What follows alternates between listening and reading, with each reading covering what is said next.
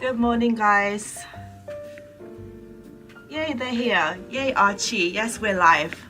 And I find it funny how David gets, we meant to start at 10. David gets here like 5 to 10. At least I'm not late. 9:55 he walks in. He's like, wait, let me tidy up a little bit. This is big improvement. Right? Hi, KPC. Is it live? Yeah, I think so. Hello, everybody. Good morning. Hello, hello. Hi. We're here again with another live. Yes, we are. How have you all been doing? And by the way, people who are asking me, I'm almost done with the last review of Singles Inferno.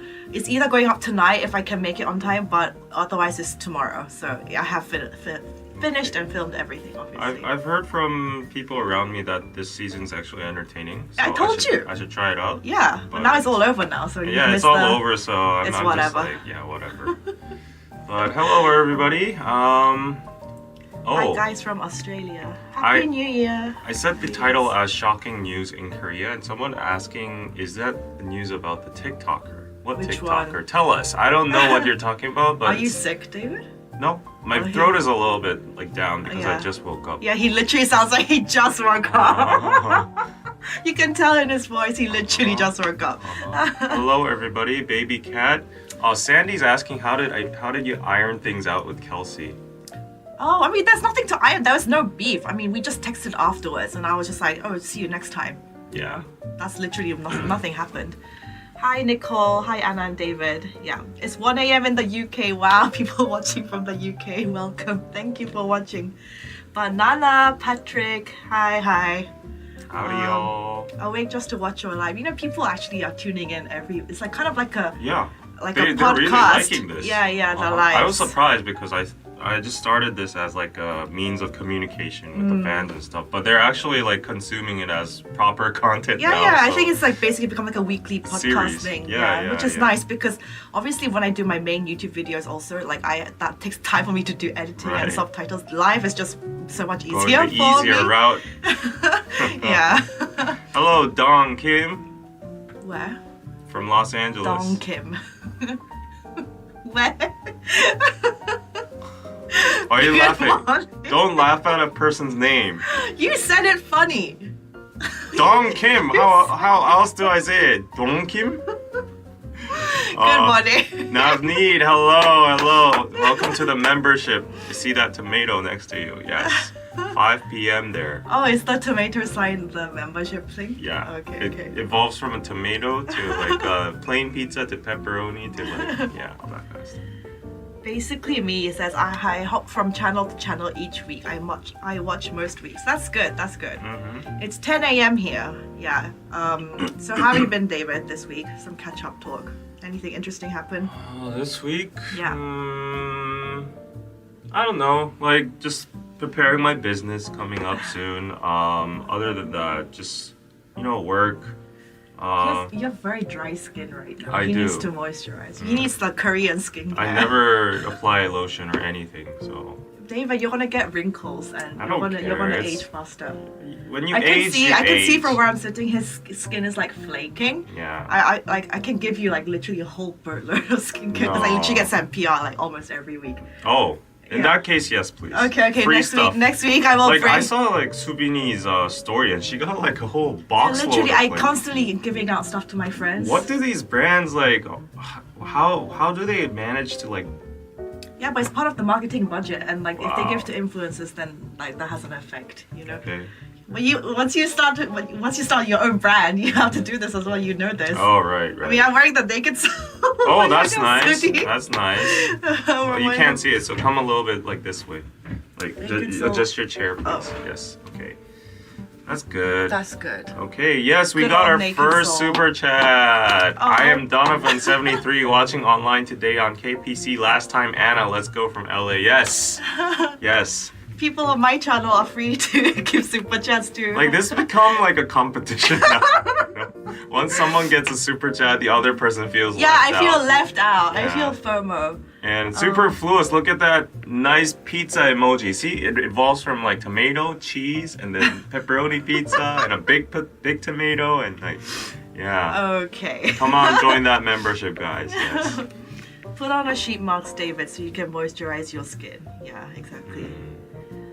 Good morning. Now I go sleeping because I live in the Italy. Thank you very much. The Italy. Have a good evening in the Italy. I live in the Korea.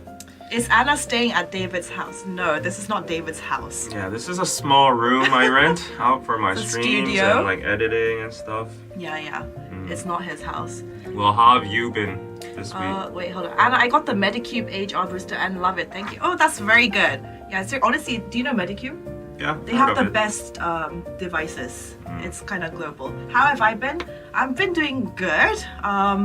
Like I was saying to him just before the stream, I mean, like watching the crypto, especially the Bitcoin charts, especially because the ETF got approved like yesterday. And everyone knows about it now. Not everybody knows Not about everyone, but like anyway. So yesterday it kind of shot up, and when the markets opened, it finally got the ETF approved. And then I saw the charts like in real time, like going up. My portfolio was up like 40%, and I was like, and then like within 15 minutes, it's like kind of dies down. But like, it's a long-term investment for me. That's what she said. That's what she said. And so it's exciting, but it's very addictive. Like I just see myself like doing this the whole day. I'm like, okay, turn your phone off, actually do some bloody editing. That's what he's doing right now. How's it doing? That's nice. How's it doing? Sweet. Yeah. ETH shot up as well. So, Everything's gonna shoot up. yeah, all the altcoins. I'll actually make this into a short. Like right now. Mark my words. Mark his words. Within the first half of 2024, Bitcoin, Ethereum, everything is going to surpass up. its all-time high. Yeah. I predict that Bitcoin is going to go at least 100K, Please. ETH 10K, because those numbers have significance. It's like a Yeah, symbolic figure. Yeah. And the market makers are just the Wall Street guys that are now in BlackRock and Fidelity and Yeah. everyone. They're gonna make it up to 100K, 10K, no matter what, for the marketing. Yeah. And then the dumb money comes in, and then that's when you have to like pull out. Yeah. So And then it's gonna dump. yeah, so I'm probably gonna hodl until like 100.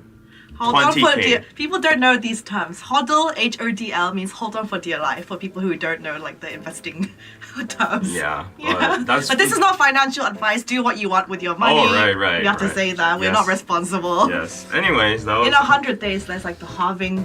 So I think it's gonna go. Yeah. So that's our dumb advice. Don't Yeah. follow it. Yeah. Do your Don't own listen to us, research. yeah. Okay. Let's go on into the actual news then. Wait, people are saying, I still think we have a 30 to 50% retrace left before we go full bull run again. I mean, hopefully, yeah. Now I always buy the dip, is what I say. Buy the dip. Year of the Dragon brings big money to crypto. Yes. Make us rich. Is it true that YouTube takes 40% off a super chat? It takes like 30 to 35%. I can't recall the right amount, but at least in that bracket. Yeah, so it's better for you to just shoot directly to PayPal. I have a PayPal link down below in the description, or you can just buy me a coffee. That's like even better. Hey, yeah, buy me a No coffee. shame. Yeah, no bloody shame. Yeah, buy me an actual coffee. I don't have coffee today. Not that I drink coffee. Some of financial cause like Vanguard said they won't accept ETF for their investors. Yeah. Should we get into the stories? Yeah. Okay, so let me screen share on OBS. One sec. Okay, what's happening? So Anna prepared the news today. I don't know did. shit about I what's did. going on today, but I'll try my best to follow up. So let's see. What are you gonna go with? So this this one one, yeah. first? Okay, let's So see. this is first of all, okay, this picture is obviously AI. This is scary as hell. Like this is just gives me the creeps. But a man in his 20s, Korean man in his 20s, ridiculed after his contract relationship with an elderly woman goes wrong. I mean, how can this obviously not go wrong? This came on an online community platform. Yeah. He became the subject of ridicule. He basically he got into this building. He lives in a rented place, and the 65-year-old landlady invited me for a drink, and we ended up drinking together. While drinking, the landlady proposed that we get into a 5-year relationship, and she would give me the building by the end of the 5 years. Driven by greed, I accepted the proposal, and now it has been 5 years. First of all, David, would you do this if your landlady was like, be in a relationship with me for 5 years and I give you the building at the end of it? Do you want to hear a crazy story? Yes, always. I don't know if it's true or not, Yeah. Yes. But recently, very recently, somebody approached me saying that they are actually the secret winner of the Powerball, the American Powerball. You know But in Korea. Yeah. They live in Korea. This person, I don't know, this person is somehow the winner of Powerball. Yeah, right. Okay. And she was like, if I say that I still have 50% left of the money, would you marry me? This is not fake. This is real. Yeah. She like DM'd you or something? I don't know. I won't get into details. Okay. But What? So what did you say? what did I say? What did you say? I was like, oh, really? Oh my god. Would you believe that? No, I wouldn't. You wouldn't Wait, believe it, no, I right? wouldn't. Well, I'm secret confidence. Someone's like, 건물 주세요. Give me that building. Yeah. 50% of Powerball. How much was the That's win? probably like, Powerball is huge. It's huge. So, yeah. In the millions. Right. So, would you guys take that offer? But, yeah, I mean, marriage is like not solely dependent on money. You know, you need love and stuff. So, yeah. People But, are like, I don't believe it. David is always saying he wants someone with money. I mean, capitalist king. So- Ask her to buy you coffee. so let me just like try to sort this out. So like there was a dude in his 20s and there was Yes. a woman who's 65. Yeah. The woman claimed that she's rich and has a building for him. Yeah. And then she seduced him in like a bar while drinking. And Yeah. then it's been 5 years since they've been dating. And so the problem arose when the woman went back on her words. She demanded that they continue their relationship for 5 more years and would not give him the building if he refused. Holy Christ. Wow. So a He 20 claims that he has the original documentation from 5 years ago, complete with a formal written agreement. So does that actually stand in a court of if law? she said something like even verbally, if you could prove Oh, that. really? If you had it recorded or If something. you can prove that. But written agreement, that's like a Yeah, if you have contract? a written agreement, then that's like, Yeah. the nail on the coffin. But Yeah. According to him, the agreement included a clause stipulating that after being together for 5 years, the building's deed would be transferred to his name free of charge. They had both of their signatures and fingerprints as their ID photos. He did consider that these documents were never officially notarized. So,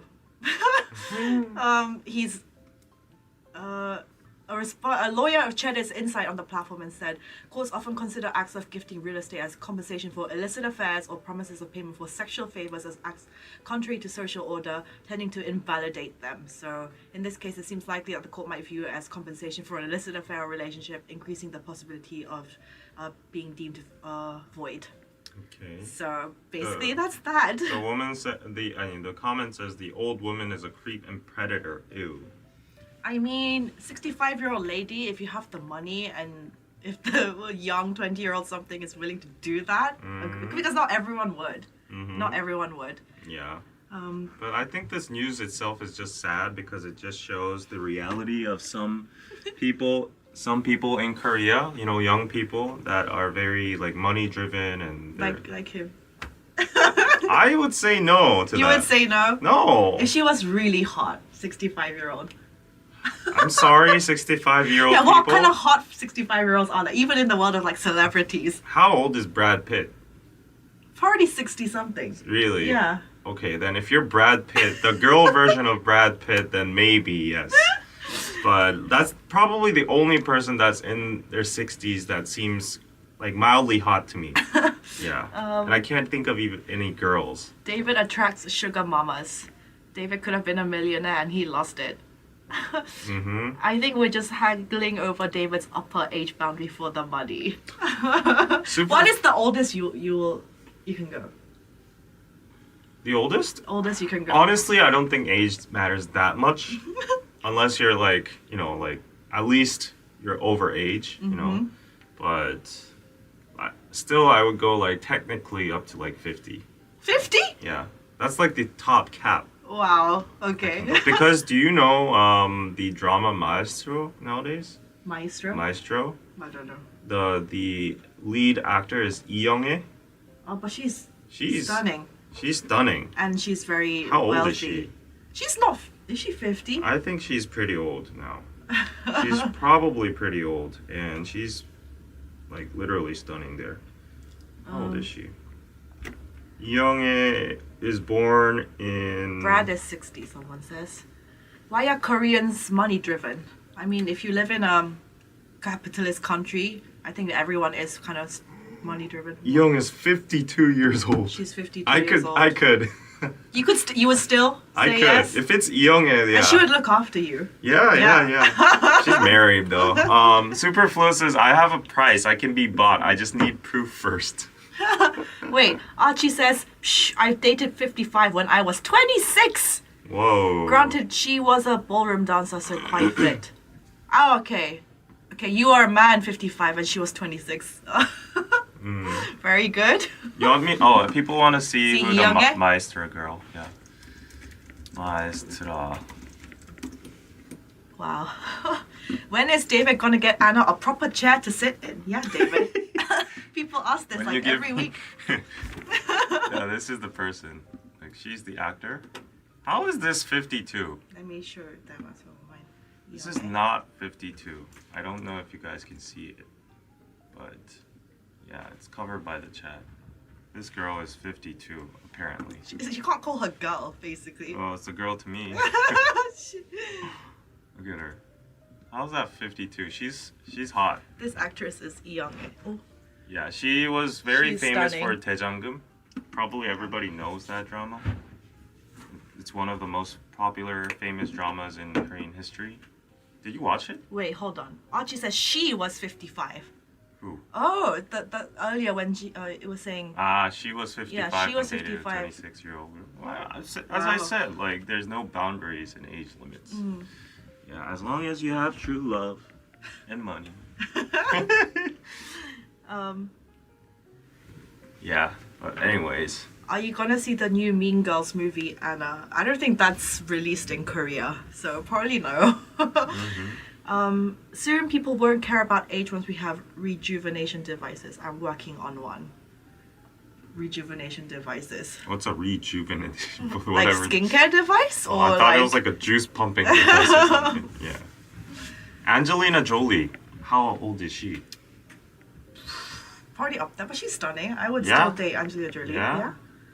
Wait, Brad Pitt's wife is Angelina Jolie, right? No, they got Oh, divorced. right, They're right. having a very messy Ex, divorce. right? Yeah, Yeah. yeah. They don't speak anymore. Mm-hmm. Yeah. Hold on, where's my OBS? Wow, Brad Pitt is currently dating an Italian model who is 1/3 his age. So These guys he can. get it. Yeah. These guys can. How old is Leo? God, like 50 something. Yeah. Yeah. Right. But Leo's. You would kinda do the gone exact now. same, no? If you were. I don't know if I could be in that position. Yeah, I can't even imagine. Guys, thoughts on Singles Inferno. Like I said, the video is dropping either tonight or tomorrow. It's done. I just need to do all the edits. Yeah, it's done. So, okay, next story, shall we? Yeah. Okay. Yeah. Why do you think Koreans are obsessed with money? That was the question. Anyone, if you're living in a capitalist society, you have to have money to get by. I don't think it's just unique to Korea. I don't think like people in the States, they're not like super obsessed with money, right? America, capitalist country of the world, they're not obsessed with money. I don't think so. Are you guys not obsessed with money? I think the general sentiment it's like not obsessed that much with money. Like This is not.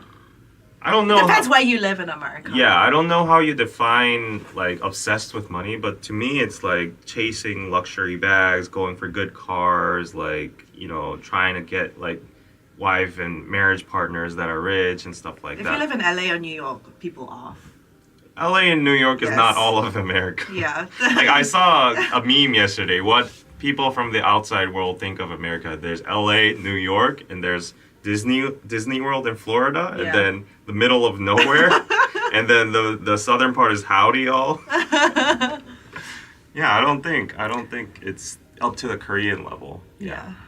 Like I've noticed like hyper capitalist. Americans are not obsessed. Are you sure? Yeah. I don't. But I people don't are feel very. All the content that I consume is like from American business entrepreneurs being like, make more money, like grow your business. Well, those It's all people like- are just like entrepreneurs in America. Yeah, that's and the there's, content I like, consume, Yeah, so. but my general sentiment when I went to America recently, in like the past 2 trips, they're like very laid back, chill. They have their own big house, lawn, and like go on with their everyday lives, like satisfied with what they earn, families first. You know, it's a very chill vibe, and it's not very hectic and like the hustle mentality like here in Korea. So I was like very envious towards that. I was like, if I had this environment, maybe I would be happy. But then I talked to a few locals, and they're like, you know, it's the other side of a coin. Everywhere you go, the grass is greener on the other side. These people want like sometimes the New York or Seoul life, and Seoul life people, they get burnt out and they want that rural or kind of. Suddenly like chill life. everyone's commenting. So not obsessed like South Korea. I think US is obsessed with money, maybe not so much with brands slash luxury goods, maybe. LA is more obsessed with appearances than actual money. Well, to look after your appearance, you need money. So I think it's all relative. As an Asian in America, they are not money minded. Obviously, with the exception of LA and New York, but not all parts of New York either. And then randomly, Asians do raisin. It's blacks that don't raisin. The random comment. Oh, Okay. Okay. Well, good for you. Black don't crack, Asian don't raisin. Definitely not not obsessed. Yeah, maybe because they just have the general standard of living, maybe. Yeah. And also, like we said, Korea is very new money still compared to America. So I think that just maybe that seems like why people in Korea seem more obsessed. 57% of Americans don't have $1,000 to pay for an emergency expense. Yeah, That's quite bad. I have a very kind of sad and deep personal thing I'm going through right now. What? Like, I don't know if I'll kind of drop the mood here, but like just in terms of that, I told you guys like last stream that my grandma got a stroke. Yes. And she's still in the ICU. Okay. And the doctor says, you know, like the chances are 50-50 maybe of her like surviving or like, you know, her getting like permanently kind of, you know, a condition. Anyways, besides all of that, the effed up part, even for Korea has good health care, and you know, like the insurance policies are really good. So we've been able to pay her like, you know, medical fees and stuff. But apparently, it's a big dilemma because, you know, if she were to maybe hypothetically get into like a vegetable state. Yeah. Not conscious. Yeah, she has to stay in the ICU for max like 2 weeks, and then if there's like no other patients coming in, she can stay there. But if there are other patients, she has to move to like a elderly hospital and stuff like that. But the thing is, like if she's in a vegetable state and you have like no legal grounds that she wanted like to end her life, you know, then there's no that you don't have any choice at all. So the family has to keep on paying the rent, like the bill. That kind of makes sense. And the ICU rent for a month is apparently like 800만 won, which is like $7,000. $7,000 per month. Yeah, so if you were to like perpetually be in an ICU for like a year, for example, that would cost you a fortune. And like, of course, our family is gonna do our best, and we're doing whatever we can to sustain her. But just think of like the not better off families, like in those conditions, like they don't have any you have choice. to make a decision. Yeah, they can't end their own like elders' lives because the law is against that. But they have to continue to pay money, so people actually file in for debt for that. And like an elder that just goes like in a coma state just can cripple the whole family because of that. And so you can't actually make the decision to like turn the machine on. so or the only way you can do that is to verify from 3 family relatives that the person who's in the coma state has said before verbally that she doesn't want to extend her life when he or she becomes in a coma state. So like if you have like 3 family members that can verify that of hearing that in her presence when she was like had conscious, then you could either like go through euthanasia or whatever and like stop the sustainment facilities. But then can't, I mean, if they really wanted to, the family can just get together and be like, just say that you heard she said that or whatever. Technically they could. Yeah. I guess. But anyways, I don't know if family members also have different thoughts. So is your grandma, is she like conscious? She's like switching on and off? Yeah. So Anyways, like that was a very effed up situation. I just like recently, I didn't know anything about this because like I First time experience. yeah. But like that's really hard on like the lower middle class, you know. Yeah, literally, what can you do? Yeah, like your family member, you can't sacrifice your family member, right? But Wait, how old's your grandma? she's 92. Oh, she's quite up there. Yeah. So my mom said, this is what she said. A lot of people in Korea that are not like super rich, when especially in the rural areas, when their elderly like family, like over 90 years old, Yeah. they get a stroke or they like, you know, get like a medical like injury or whatever. It's known that they call the ambulance a little slow.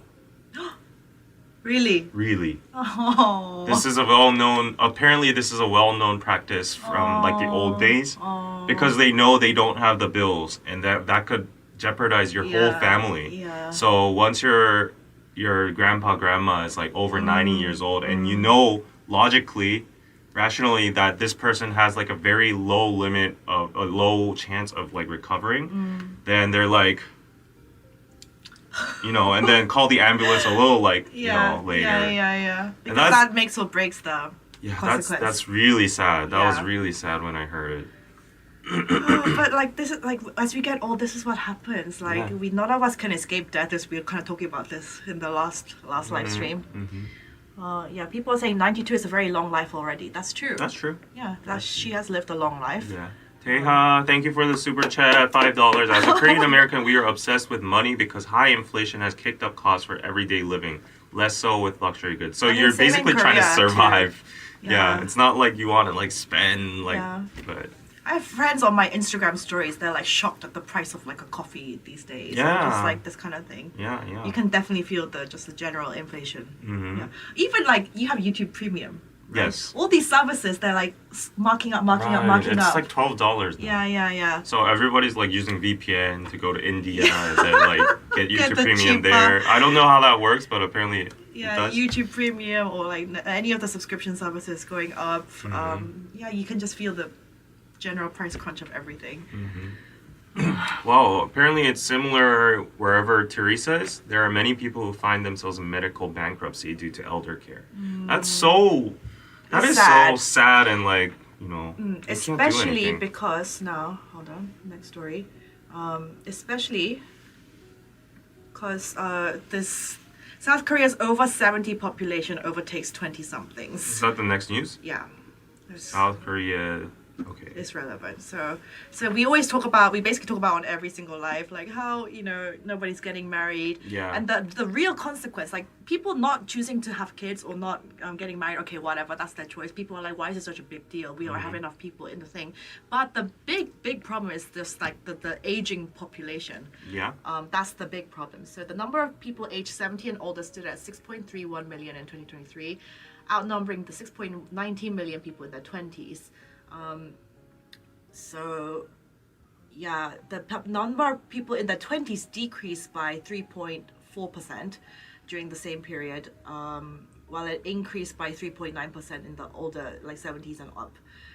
And so, yeah, the long-standing perception in Korean society of having more young people in their 20s than in their 70s has now been overturned. He anticipates that this gap will widen in the future. So this is just obviously bad because the workforce, the general young workforce, we're gonna have to pay taxes to look after the elderly. No one's gonna, if the lack of kids, that means we're gonna just have to do everything. People are probably most likely going to want to go abroad, not live in Korea anymore. And then there's just like aging population, it just cripples the society, the economy. Yeah, it's very depressing. We're eternally effed.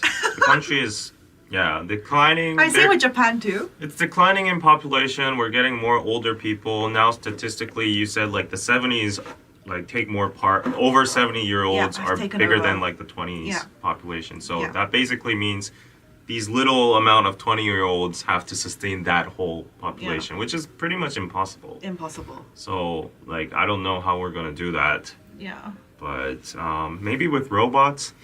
With AI, just come in and help us. Yeah, or everybody just enters the matrix. That would be a nice way. Yeah, there are not enough jobs for people and because life expectancy is generally longer. Mm. Like after most, like my dad is retiring in like next year. Yeah. So like he has plans of stuff he wants to do afterwards anyway. But still, it's just like people are living longer and longer. But it's just like the pension is just like if you're not like financially don't have investments or whatever, you're kind of like what are you gonna do? Right. It's really like a pressing issue. Yeah. And in regards to this news, I saw another news saying that people are expected to work until 85 in Korea because of this population crisis. Like there's no other choice. There's no other choice. Yeah. Unless this is why you have to start investing. So early like on in your life so you can- it's like a vicious cycle because people aren't having kids, right? Yeah. So for older people to sustain themselves, they need money, and the pension's gonna run out. Yeah. Like the welfare is not gonna sustain the society, so the Yeah. only option is for yourself to work. So the statistic wise and calculating, like you'll need to work until 85 to sustain your life, and that's like Oh my god, crazy. but I just hate paying into my pension because we're like freelancers. Yeah. The pension is so much each month. It's a lot. I want to like bomb that place. The really. pension fund and the general health fund because we're freelancers. If you work in a company, you get all of that paid for you by your employer. But because we're freelance, we pay it ourselves, and it's a lot. I'm like, if I never get to see this pension fund, like what am I paying for? Can you reveal how much you pay for? No, I'm not gonna a month? reveal. You can tell me afterwards how much you pay. Like you pay 국민 연금 연금, 건강보험. 건강보험. How much do you pay? 건강보험? That's like our health General health Health. appointments. whatever. Yeah. I pay like 7,000. No, 7,000? no, $700. $700 Dollars. per month. That's It's a taxed lot. up. That's taxed up. Of course. And then we have other taxes Yeah. and like other stuff. Yeah. But only just healthcare. 700. But the pension as well. I'm just like, what if I never see this money? We're not Like, gonna get that. Yeah, we're not gonna get that. So I'm They just like, say why am I up, paying up this to for? us we might get it, but I think there's gonna be a reformation anyways because the younger generation's not gonna take it. They're gonna be like, why are we giving you this money? Yeah. Yeah, the pension is running out. So basically, the pension invests our money into like, high performing, stocks and assets and stuff. And they're actually doing good. They're like, earning a lot of money with that. But that can't like just follow the, the speed of like the aging demographic and generations and all that. So. Damn, I feel blessed that healthcare is free in the UK. I mean, I have a lot of like thoughts about the UK the NHS. It's very hit or miss, but I mean, the fact that it is free, that is, I guess, good part. My grandma in the nursing home had a do not resuscitate order for if she had a heart attack. It was her choice. Yeah, so you need to like clarify we need to this. have that kind of stuff. Yeah. At what age do you have a will? Me? Yeah. Wait, you want to kill me or something? No, but why like, at do what I age have- do people? I'm 32. Like, why would I have You a never will? know. Like, what age do people actually start writing their wills? And, I like, think that they kind of- generally just feel suddenly one day, and then they're just like, You can just do that bring whenever. me my lawyer. Yeah. Okay. But the other effed up thing. Okay, I'm going really deep into my family secrets Okay, now. go on, David. So, okay, let me filter some stuff. This This is not about my family, okay? is a therapy session. This is not about my family.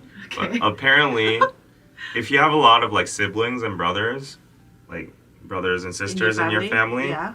like let's say for example your grandfather says, Okay. "This is not about my family, okay?"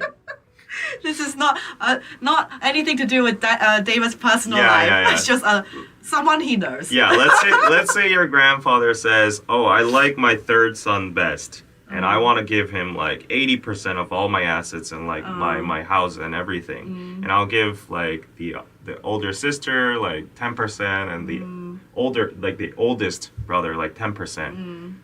Legally in Korea, the oldest brother and the older sister can sue the third brother and go against the will.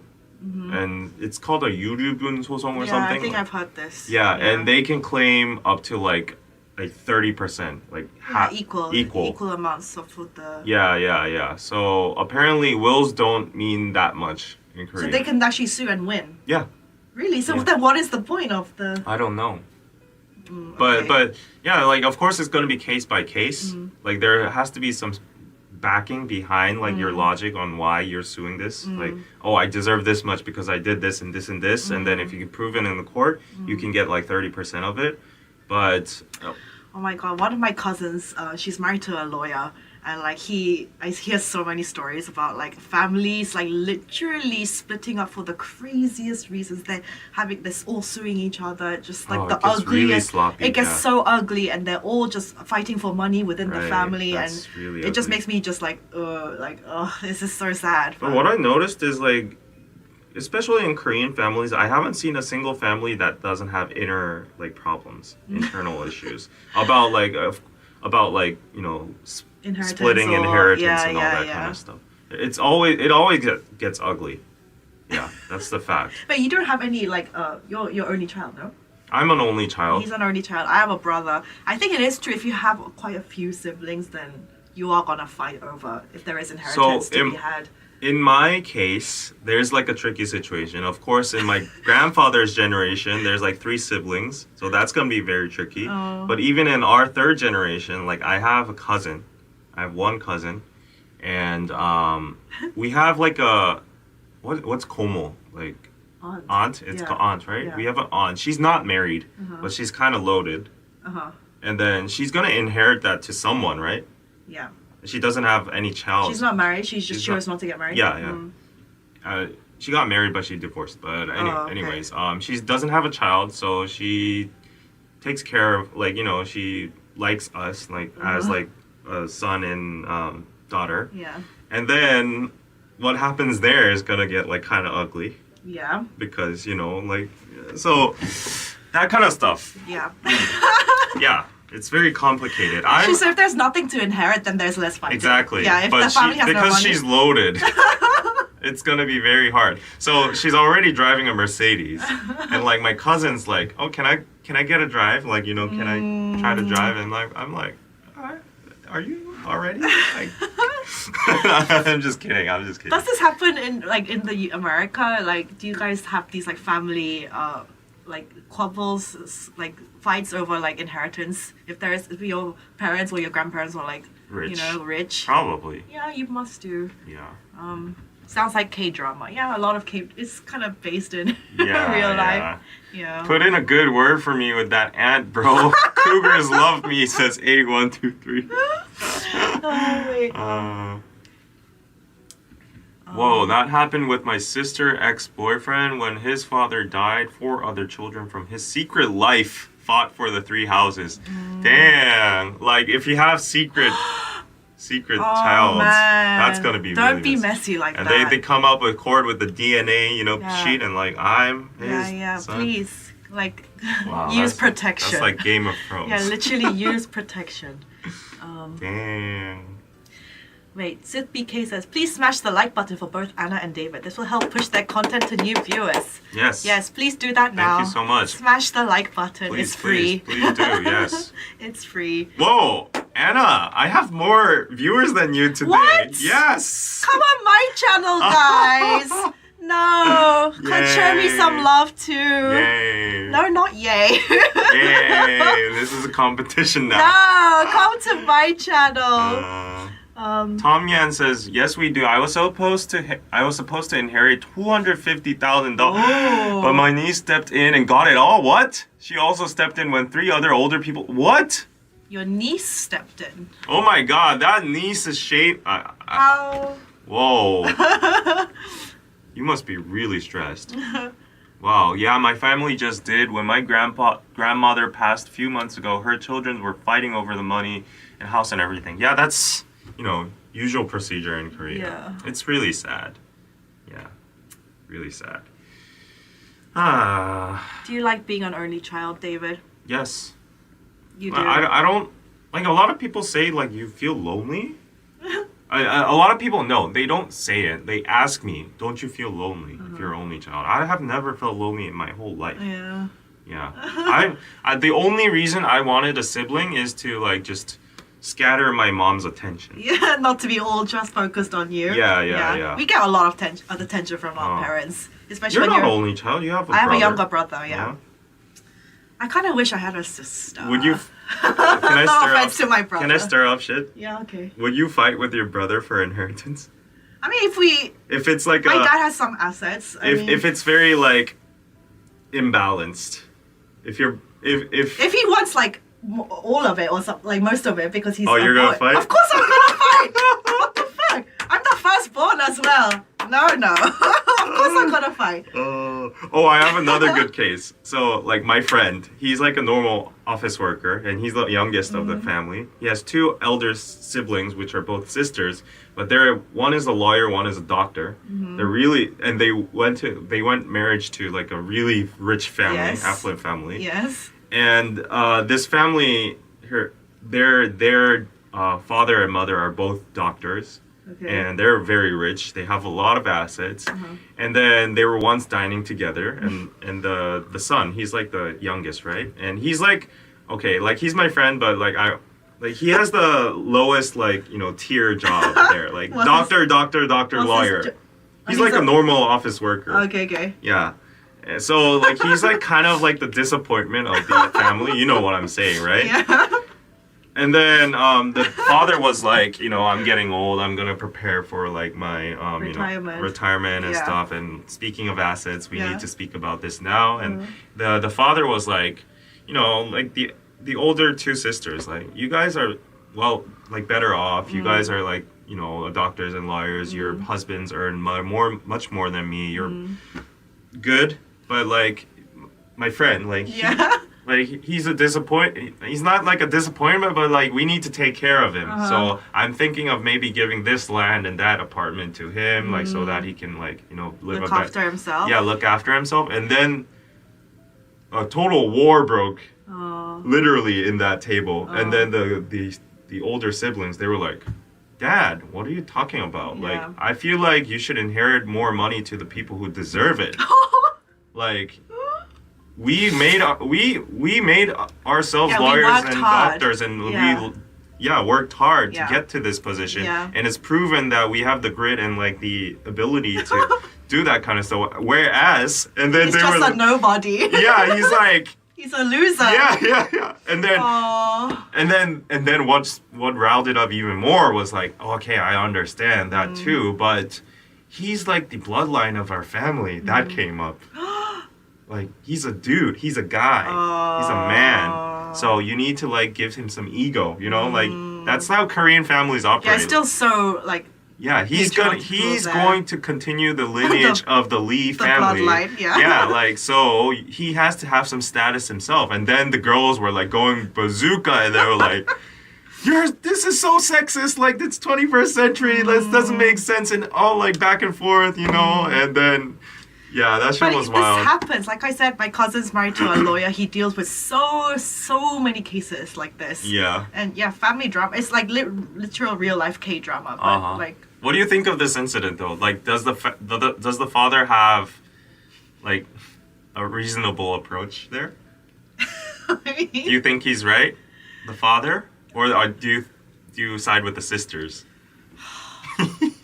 No, I would feel if I were the siblings, I would feel really like, but you're really well off. Like you're like loaded with money already. Your husband's like a CEO of a big company, and you're like already living in bougie places, while your younger brother is like living in a one room and then I would be slightly more like considerate. Someone's calling you. Yeah, it's okay. Okay. Yeah, that's So you would just yield? Family, you would yield? Yeah, I mean, if I'm well off, I'm comfortable, and my family, immediate family is comfortable, then I would not like fight so hard for this. Yeah. But you would still feel kind of bad if your dad said that? Yeah, of course. Yeah, of course. Wait, Steven says father is right. Who wants to give the money to entitled brats? Oh. I mean, you know how like Gordon Ramsay, he's like, me and my wife fly in first, and then the kids sit in an economy because like they didn't earn that money. Oh. Which is like, I think that's good parenting. Wow, actually, a lot of people are agreeing with the father. Respect the dad's choice. It's his assets at the end of the day. The sisters need to pipe down. Don't agree with the patriarchy argument, but should take care of their younger brother. Wow. The sisters are shady. It's his. Leeches. It's the father's assets. It's his choice, but I think they should divide equally. Wow. Interesting. So this is how they get into fights. Yeah, exactly. Sibling. But you're not going to have to deal with, I guess, with your cousins or that kind of stuff. I don't even care. I'm just gonna make myself rich and not even care about that. Yeah. I just wish, like, do you know the Kardashian family? Yeah. They have, like, the huge family, right? Huge immediate family. And then all the kids are kind of growing up in that kind of age bracket right now, all around the same age. I'm just like, I wish I was like Kim Kardashian's kid. Yeah. Growing up. You wish you were a Kardashian. Kardashian baby. Because, like, it's just a crazy world that they live in. I wish I was a Nepo baby. Like that. Already from birth, immediately. Nepo. Do you want to know a crazy thing? Yes, go on. Another crazy thing. I do not know a single Kardashian. Name one. You know Kim Kardashian. I know their names when I hear it, but I can't name them myself. And I don't know any of their faces. You must know, you know the Jenners? No, I don't know any. Kendall Jenner, you must know. No. You don't know? No. I don't know how they look. I don't know what they are. Are they like actors or influencers? I don't know. They're one of the richest families in America. I mean, you should study their entrepreneurship. I don't really want to. No, but it's kind of amazing how they grew their entire really? multi-billionaire businesses from like. So whenever people talk about the Kardashians, I'm like, it's sorcery. Okay. Yeah, it's sorcery. But this was exactly same with the reels I saw recently about Jackie Chan. Okay. And then the interview was like, the Kardashians are like blah blah blah, and then Jackie Chan was like, who? And then he's not in that world at all. Yeah, people were like, respect to Jackie Chan. I mean, he's not gonna care about Hollywood. Right. Who? That was. Money is thicker than blood. Yes. If Kravi says no, Anna, it will mess you up. As in what? Inheritance? Or I wish I would win the lottery. So do we all. That's why we have to do our best with investing and, all that. Bitcoin check. Or maybe going after cougars. That might be a solution. Okay. Next news? Yeah, next. Tell me which one it is. Okay, shall we do Sergey? Sergey, what happened to Sergey? So let's talk about the next news. Sergey from Red Velvet. Apparently she has a stalker. Oh no. So someone said on Nate Pan, Sergey's being stalked. It seems like it's a foreigner living in Korea.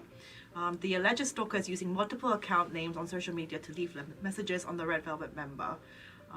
In their comments written in poor Korean, the alleged stalker warned Suki to not contact any male idols like GOT7, Bam Bam, and NCT.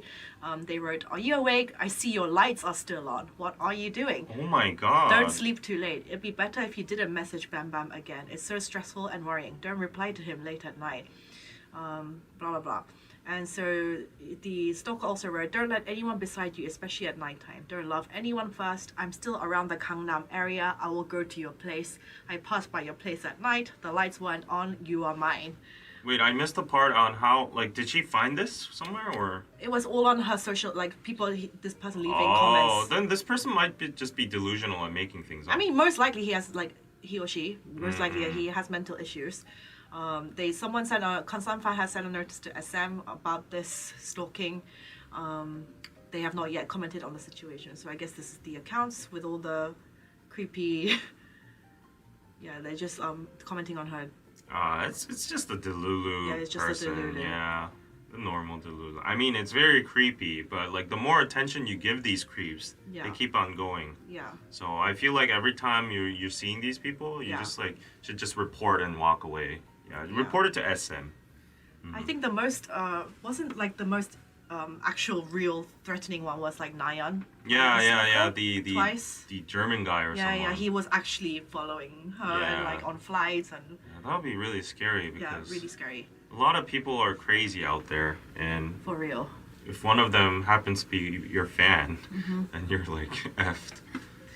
A lot of Korean YouTubers had stalkers. Do you have stalkers? You're a girl, so I would imagine you might have some creepy dudes in your DMs. I would feel not an actual real life stalker that like follows me around, like But touch wood. do you have like nude pics sent to you and like dick pics and? I mean, I don't check all my DMs, but like if you go into, like you have like the hidden requests, Yeah. like I don't check that at all. Mhm. So, but sometimes if you go in there, you see stuff like that. Do you But wanna- you know Gina Kim? Gina. She had like an actual stalker Oh, for really? a while. Yeah, Oh, I no. saw on her YouTube. Like she had Damn. an actual stalker for a while.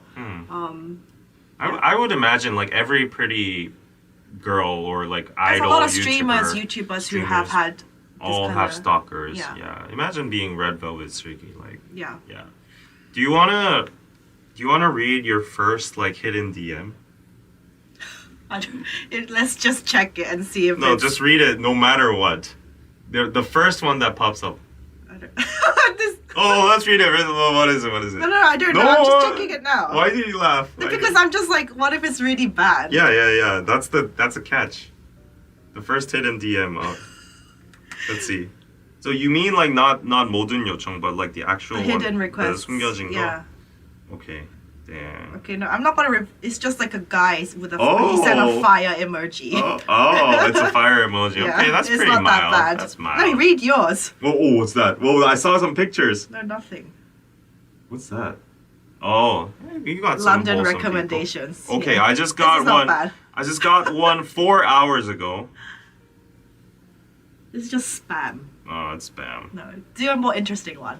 the Do a more interesting. Chat- That's just spam. That's yeah, a bot. chat live sex.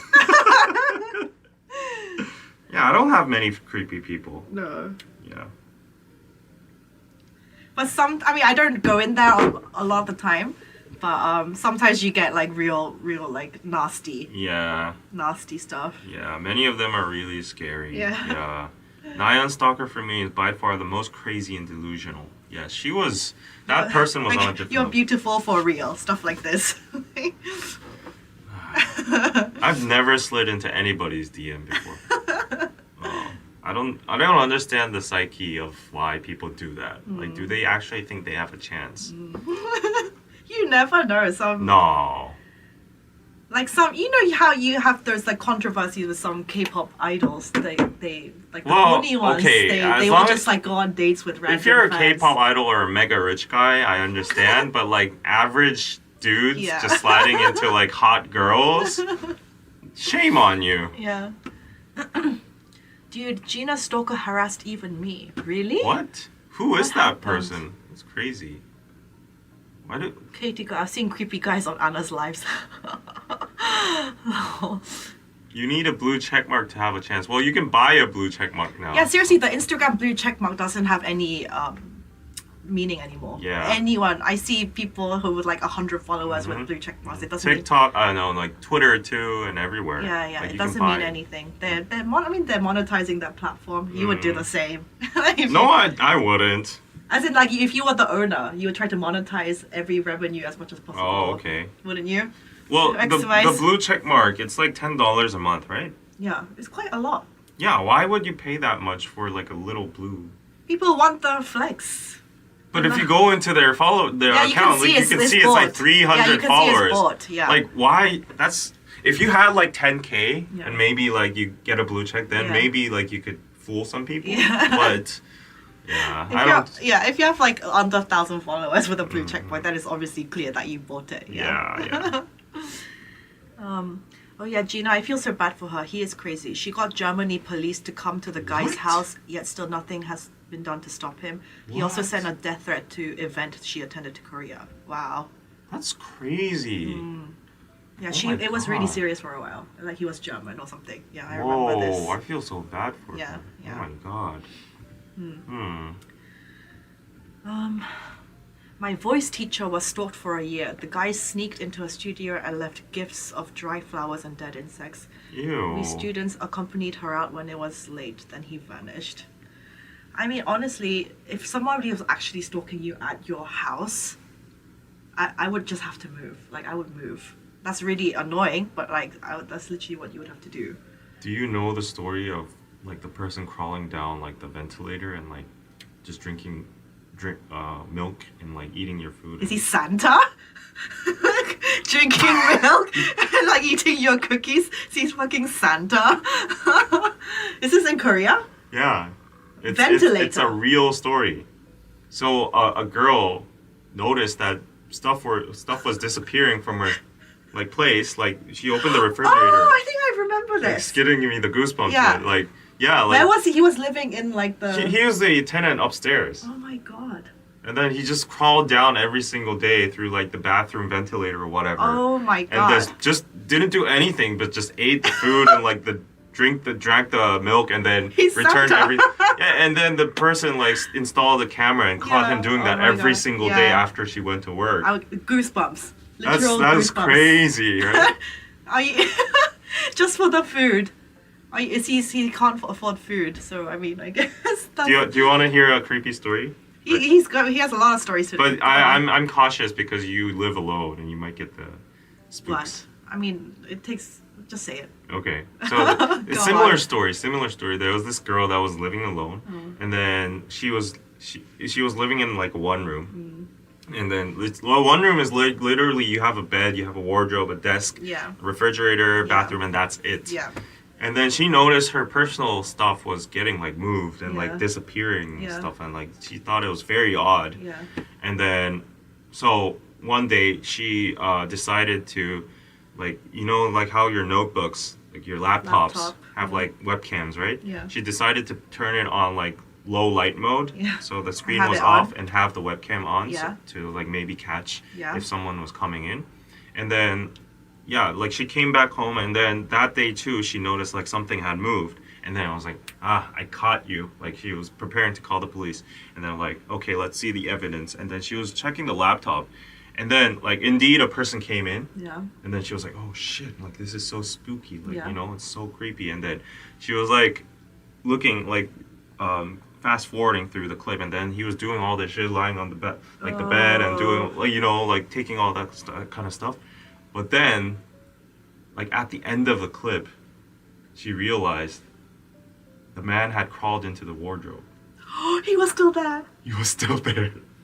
And then she froze.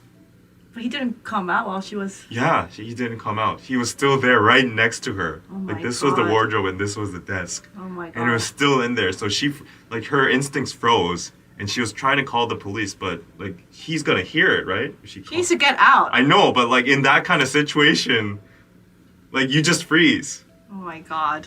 So she was like, and then yeah, obviously she went out and then. I'm surprised he didn't already like come out and try to like attack her or something. Yeah. That's super creepy. When I heard that, I was like, whoa. I mean, luckily I live on the top floor. Yeah. If you live on like a ground floor office tower, Mm. ground floor apartment, I think you have there's like a serious chance that somebody can just like break in through your window or whatever. But like luckily I live on the highest floor, so Mm. nobody can.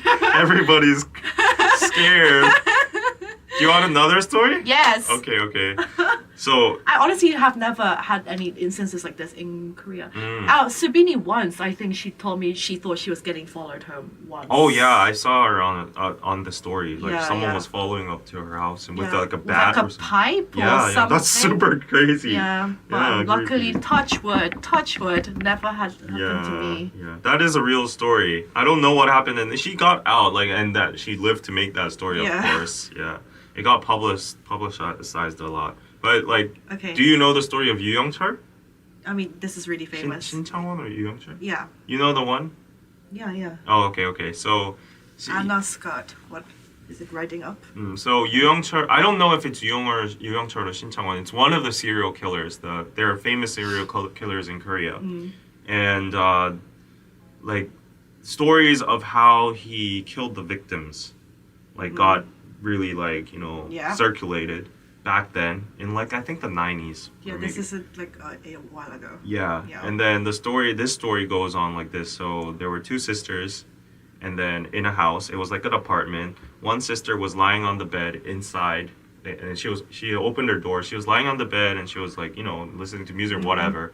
And then the girl was on the couch watching TV, and then like, flicking through like the channels, and then like it's an open structure, so you can see the bedroom and then you could see the couch and the TV. So they were looking at each other. Yeah. And then like, you know, and then the girl on the couch, the older sister, was like, you know, let's say her name's Anna. I'm like, Anna, I'm hungry. Please go to the convenience store and buy me some ice cream and go get this and that. And then she was like, oh, I'm just too tired. Like, I don't want to go. You go. And then they started fighting. And then the older sister became super mad and suddenly said, I said I'm hungry. Just go right now. Like, just like be like a good younger sister for once. And then the younger girl was like, okay, whatever. And then she was like, you know, just being all grumpy and went outside. And then when she came back, her older sister was killed. And then laterwards, she realized that the serial killer was hiding underneath the bed. And then the older sister saw him underneath the bed and pretended not to know. And then to save her younger sister, she acted as if everything was normal and then sent her out of the house. Really? Yeah. And then her younger sister got saved, but she became the victim because he came out and killed her. Oh, I would not. What would I do in that situation?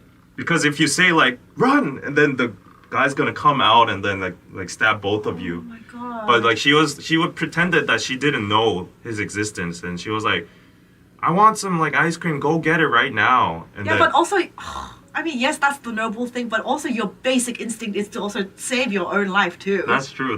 How do you come up with that in the moment? I don't know. Apparently he was hiding there for a long time, and then she only noticed when she got on the couch and saw him underneath. I don't know what I would do in that situation, honestly. I would freeze. You would freeze? Yeah. I don't know what I would do. Like, I would be like, holy shit, and then he would just come out and kill us both. No, you would just be like, I would just, be like, go to the convenience store, and as soon as the sister was about to like leave and like close the door, I would just shoot out and just be like, run! Both of us run together. Without maybe. alerting to him, just be like, I'm gonna stay here, you go. I don't know. Then he would come out and like grab one of your like ankles and like, you know. So You have to try and at least survive. I would not just stayed there. yeah, You I have guess to do there was something. a specific situation. Like Yeah. she at least wanted to save her sister, but they caught that murderer. Yeah. Anna, would you do that for your younger brother? I mean, I would really try my best to save me and him as much as possible. That's what I would do, yeah. This is a For true real. story. Yeah. From what I've heard, yeah. A lot of stories like this circulated back then about this person. Oh my god, was this the yellow raincoat killer? That's different, no? I don't know. I don't think they've caught the yellow raincoat killer yet. Do you want to tell the raincoat story? Yellow raincoat killer. It's that one's like very creepy, but it's basically like a serial killer that appears every single day when it rains, and then he or she, I don't know, like probably like kidnaps people, like innocent, like weak people, women or children, and then they get found strangled and like killed in the middle of like the mountain. And Bong Joon-ho made a movie about this, and that's the 살인의 추억. Yeah. And from what I've heard, they didn't catch this guy yet. Really? I don't know. David should be writing K-dramas. I mean, this is real stuff that's happened in Korea. Oh, they caught him. Okay, they caught him. Okay. Oh, this was the guy that was recently caught. Only last year. Oh, okay. Only last year. Lee Chun-jae. But there's also like... But I must say, like, stuff like this doesn't happen that much. So when like serial murder cases or stuff like this happens, it's like very big news. But it's not like that much of that common occurrence, I would say. Maybe compared to other places. Right. So this we definitely have less crime. People are asking for the movie, so I don't know the English name. 살인의 추억. It's Memories of Murder by Bong Joon-ho, Parasite director. Anna is strong. She would survive for sure. I don't know how much. I mean, I'm physically quite strong, but if someone has a knife and you just have to get out of there. It's about how fast you can escape, really. Yeah, like nothing to do with how strong or whatever. Yeah, like if you're not like who is it, right? Like Ronda Rousey, like those kind of people. If you're not that, then you're if you not go an up MMA fighter. Yeah, if you go up against a man physically, and he has like intent on like harming you. Yeah, like, and you're not. A ready. woman just like has the. Yeah. You know, not a good chance. Yeah. But yeah, go check out Memories of Murder. I really like this movie. Honestly, every one of Bong Joon-ho's movies are good, and yeah, go check it out. And the ending of this movie is like epic. Like, since a lot of people aren't just gonna see it, like if you don't like spoilers, cover your ears. But since this person was caught in 2022 or 2023, it's been like 20 years or like decades since they missed this person and caught him. So the ending of the movie goes like this: the protagonist. You know how movies are like in third person, right? Yes. But the ending of the movie, the main character, who's the detective that's trying to find this person, the serial killer. The serial killer gets away because that's how it ended up in reality. They never caught him like 20 years ago, and the detective suddenly, like, this is so like gave me the spooks. Like the literal ending of the scene is like, it's raining and the detective's like agitated. He's like furious, and he suddenly does eye contact with the camera in like first person point of view, and then he talks to the camera and he says, his line is like the epic line, says, "밥은 잘 먹고 다니냐?" It's like, are you eating well? Are you eating all your meals? Yeah. Are you eating all your meals? Yeah. And that means like, you know, you psychopath, cold-blooded person. How could you, after all that, to know the fact that you're just out there eating all your meals, like, infuriates me. And it just ends like that and goes into black, and I was like, holy shit, Bong Joon-ho's like a fucking genius, you know? That was super impactful, yeah. This is why I hate beds with space underneath. I mean, I love that for storage. You need that for storage, especially if you're in a one room. You need the space. Is Anna reading the chat from YouTube or somewhere else? No, I'm reading it from YouTube, but I can't read out every single comment, obviously. So, I keep storage boxes under my bed. yeah, literally, me too. Like suitcases, storage. Like I need the space. Really? I can't have like a bed without any. Yeah, I like beds with no space underneath too, because insects crawl in there. Oh my god. Cockroaches. No. Ew. Oh, it's since the 80s. Holy dang. Then they caught him only in 40 years? What? Honestly, I have never had something that scary happen to me. Like, Yeah, goodness. good luck. Apart from That's just getting fortunate. like robbed in London, and sometimes just like kind of scary looking like drug addicts like walking up to me really close, and I just like kind of like walk really fast. But like, other than that, nothing majorly scary. One time I remember but this is when I was like really young. When I was because you guys know I went to boarding school in the UK, and obviously for holidays I would come back to Korea. I knew that Korea was super safe, but still like compared to like when I was at school, like Seoul just still kind of felt like foreign city to me when I didn't spend that much time. So one time I was coming back home like late at night, and obviously it's safe, but like I got into the lift, and then a man came in after me just before the door closed, and I was like, I was like living on the 7th floor, and then I pressed my button, and then like I was standing near more to the buttons, closer to the buttons, and he was there, and then he just like leaned over, I guess, to press the button, but I thought I like did a massive flinch with my body. I was like and he was like he probably felt so bad, but it was like literally an involuntary bodily action, because when you see a man just like leaning over, I was like literally thought he was gonna attack me. So I do like and he just like looked at me like, oh my god. And I was like, I'm so sorry. Right. But it was just like, yeah. There are a lot of situations like as a man too, like I try to get out of those awkward situations. When you're late at night, you're going through like a little dark alley, and then there's a girl in front of you, and then you're going the same route because my house is over there. But she thinks you're fun. And then her steps get faster, and then like I'm just gonna go in the convenience store and not bother her. Oh, obviously, as a man, because obviously as a girl, we never have to think about that. We're always thinking about like, okay, we have to be careful, like be conscious. But as a man, I guess you have to be somewhat like, oh, I don't want to seem like like a serial killer or a stalker or whatever. But we have different issues. Right. But that's like only the scariest thing that's happened to me. Any scary stories, you guys? I have a lot of scary stories. Really? Yeah. Okay, what's the scariest things that's happened to you? I don't have a lot of scary things, but there's a scary story I heard recently from a podcast. I was actually on this podcast as a guest. Oh, the thing that you were on a few weeks ago? Yeah.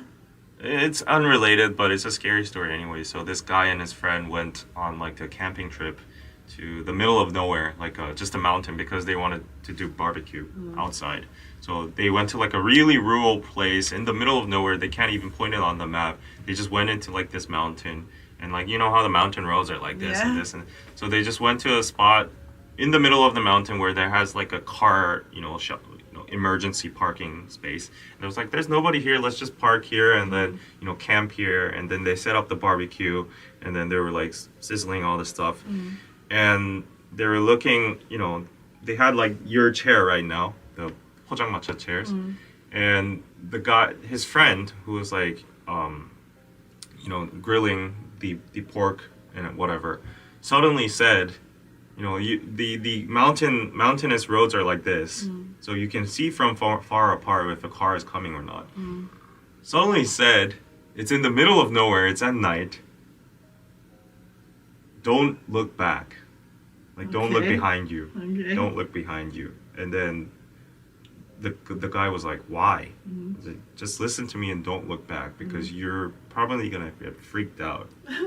And then he was like, why? At least tell me. You're giving me the goosebumps right now. And he said, you might not believe me, but there's literally a girl walking all alone coming towards us right now. Yeah, sure. For real. In the middle of the mountain road, She's literally in the middle of the road, and she's walking towards us right now. I think we have like 100 meters left. And he's like, don't look back, because you're gonna freak me out, yourself out, and maybe she's gonna do something weird. And like apparently she kept on walking towards them. Okay. And then he was like 50 meters, 30 meters. Like, I think she's just gonna pass by, so don't do anything. Okay. And they're literally like grilling pork belly and stuff. Okay. The smell and everything, like, it's just there, and they're drinking soju. And then the guy was like, she's here. Like, don't look back. And then apparently the girl approached next to them. Yeah. And she was like standing in like behind him. Yeah. And then she didn't do anything and kept on walking. Okay. On the road. Okay. And so like she passed by, so the guy who was like, grilling, he could see her passing by. Yeah. And she was literally in like a white gown dress, which is like a pajama. And she was This is so cliche. No, she was walking right in the middle of the line of the road. And she just went into like the mountain, and that's it. This is so cliche, scary Korean, the white dress thing. No, she looked like a modern woman. And she was just like in a white gown pajama dress. But that place is inaccessible with like by foot. And it was like 10 p.m. in the night. Was she hungry? Yeah, maybe. She was asking for some food. You should give him some. That was so spooky though. If I were in that situation, I would like run the hell out. I don't know how these guys stay put while she was approaching. I mean, she didn't hurt them. She was hungry. She was hungry. Oh my god, that is creepy. Yeah. Okay, I just thought of one story. This is not like ghost. This is not scary, but like I don't know if I was like overthinking it in my head. Yeah. But you be the judge. I'm sure a lot of girls might have had this, but like I was on a bus in London. It was in the summertime. I was wearing like a summer dress, and I sat on the it was like a 2-seater, and I was sitting on the window seat. Yeah. And there were like lots of people on the bus, and this kind of old like middle-aged man came and sat down next to me. He was like speaking on the phone. Yeah. And so I was just like, I had like I don't know, like 6-7 stops to go. So I was just sitting there, and every time it kind of turned like a corner, he would be like, he would be on the phone, and he would just be like, on my leg. I see. Yeah. Put his hand on my I already leg, see where it's and then going. it would just kind of stay there for like 2 seconds, and then like turn off, and I would just be like. I couldn't tell if he was like genuinely like he was just like old and like losing balance and just like, but this happened a few times, and then the last time it was like on my actual bare leg because I was wearing a dress, and like I was just like I was a bit put off, so I just like stood up and I just like stood, and then I just kind of gave him like a dirty look because it just happened a few too many times for it to be like I think like no, like to be an actual accident. So but that's like the only thing. Also one time. This is on another bus. This is at nighttime, and I was going to see my friend in like Piccadilly Circus, so it was like dark at night. And there was this time nobody on the bus because it was like, you know, a night bus. It was like not that many people going to Central then. So I was on the bottom deck. In London, there's like double-decker seat buses. I was on the bottom deck, and there were plenty of seats around me. Nobody sitting in them. I was sitting in one of them. A guy comes and he sits right next to me. When there are like so many other seats. Normally, if this empty, you go to find a seat that's like not close to another person, right? And so he came and sat right next to me. And I was texting my boyfriend at the time, and I was just like, oh, I'm like on my way, blah blah blah. And then like, because I just found it a bit creepy that he would choose to do that when there was just so many empty seats. So I was just a bit like texting my boyfriend like, am I just being overly anxious? Like, should I like whatnot? And he was just like, if you're feeling that like anxious about it, just like, you know, get off on like on the next stop and just like get on a new bus. Wow. Yeah, if you're what feeling an asshole. If you're feeling why? Oh, you said that to him? Wait. No, my boyfriend said like if you're feeling that, okay, if you're feeling that anxious, then just get off. Okay, I'm not following the story then. Yeah, and then I was also just like calling. I started speaking to him on the phone, and I was like, because like this is London. Oh, okay. This is London, right? And he was Korean, and so I was speaking to him in Korean. Like, I was like, 어떻게 하지? Like, 어떻게 할까? And then he was just like. And then the guy next to me, he looked Asian, but I didn't think he looked Korean. But anyway, he was like, because there was nobody on the bus, he could hear. I mean, I was speaking quietly, but I thought he wouldn't be able to understand me. I was like, there's this creepy guy next to me. He came and sat next to me. There are so many empty seats. Why would he do that? But I was saying all of this in Korean. But I didn't. He looked Asian, like I said, but I didn't know if he could understand, Korean, whatever. no. And then so I was just like, okay, whatever. I think I would feel more comfortable if I just left and like got on. And so the next stop came, and literally just before the like doors shut, I just like bolted because I was like, what if he follows me or whatever? And so I just bolted, and then it closed, and then I looked back, and he was like staring. Oh really? At me. Oh shit. And I was like, that's crazy. I was so scared that he would like follow me out the door or whatever. Maybe it was just me being overly dramatic or whatever. But I was just like, no, that's definitely weird. If there's a lot of empty spaces and you just choose to. Yeah, I just felt uncomfortable. That has an intention for sure. Yeah, I just felt a little bit uncomfortable. So I was like, I'm just going to get off. I really hope he doesn't follow me. Yeah, and it's a good thing that you bolted out because like he might have followed you for sure. So like girls have to deal with this kind of thing all the time. Yeah, that's crazy. Yeah. Oof, so many creeps. Yeah. Yeah, perv. Yeah, invading your personal space, exactly. Yeah. When I told the story of the pork and stuff, people are like, must have been good pork. Yeah, she was hungry. Must have smelled good. No! Okay, Stas, I was followed one time out of a store, but I knew he was following me, so I approached some strangers in the parking lot, and they called the police. I will never leave my phone in the car again. Oh, what? You were followed one time out of store? Well, he was following. He was following me. So I approached some strangers in the parking lot and they called the police. You didn't have no, she didn't have her phone with her. So the strangers called her for I see. I saw some very creepy like in reels or shorts like when in America, like some people follow you out in the parking lot of like Walmart or something. And then if there's like a big van next to your car, they're just ready to like jump on. Oh yes, yes, I've seen this on TikTok. Oh. Yeah.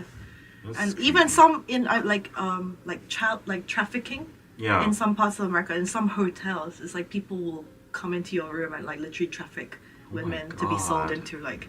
I've seen all that stuff. Oh my god. This doesn't happen in Korea, luckily. Like trafficking in hotels. You never know. You never know, but it doesn't happen in hotels and stuff. No, definitely not. I'm kind of baffled every time I just think logically about dating apps. Technically, it's very dangerous activity. It's very dangerous.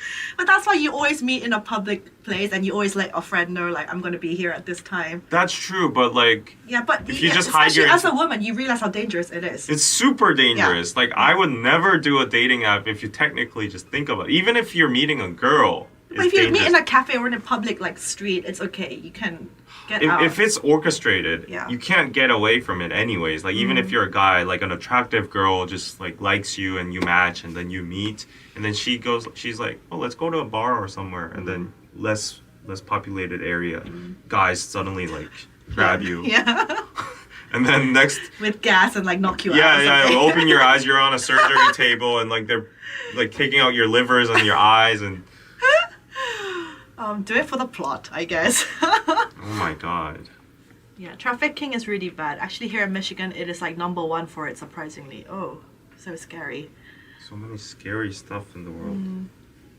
I actually had this happen to me in Hawaii, but the guy actually followed me. He was super high. Luckily, I was near a Muay Thai gym, which I was training at, and they scared him away. Muay Thai gym. Yeah, for ladies, if you face a guy, I would say the best way of survival is just to run and like quickly. You have to be a really good runner. Yeah, the best protection is to get yourself out of that situation as soon as possible. Just have a speed dial for the police on your phone, or like just yell the hell out of your throat, and then just call for help. Run. If you try to like face the person, it's not gonna work out. Yeah. Actually, that's they say learning as a girl, learning maybe some jiu-jitsu moves, because jiu-jitsu teaches you to suddenly like drop down to the floor and like maybe tackle his feet. But still, it's better than knowing absolutely no moves. Nah. It is. I don't think so. I think it's just gonna agitate the person even more. If they're not expecting the girl to know any moves, it can actually be useful. So actually, I think it would be more intelligent to like actually follow through the guy's like lead. You know, like if the guy's kind of trying to do something creepy, like I think you're very attractive or something, and like try to seduce the guy, and then just sucker punch him in the dick, and then like run. I think that would be the best strategy, to follow his lead, sucker punch him in the dick, and then just leave. Wait, Chenami gifted a membership to Cindy. Thank you, Chenami. Hey, Chenami, come to my channel too.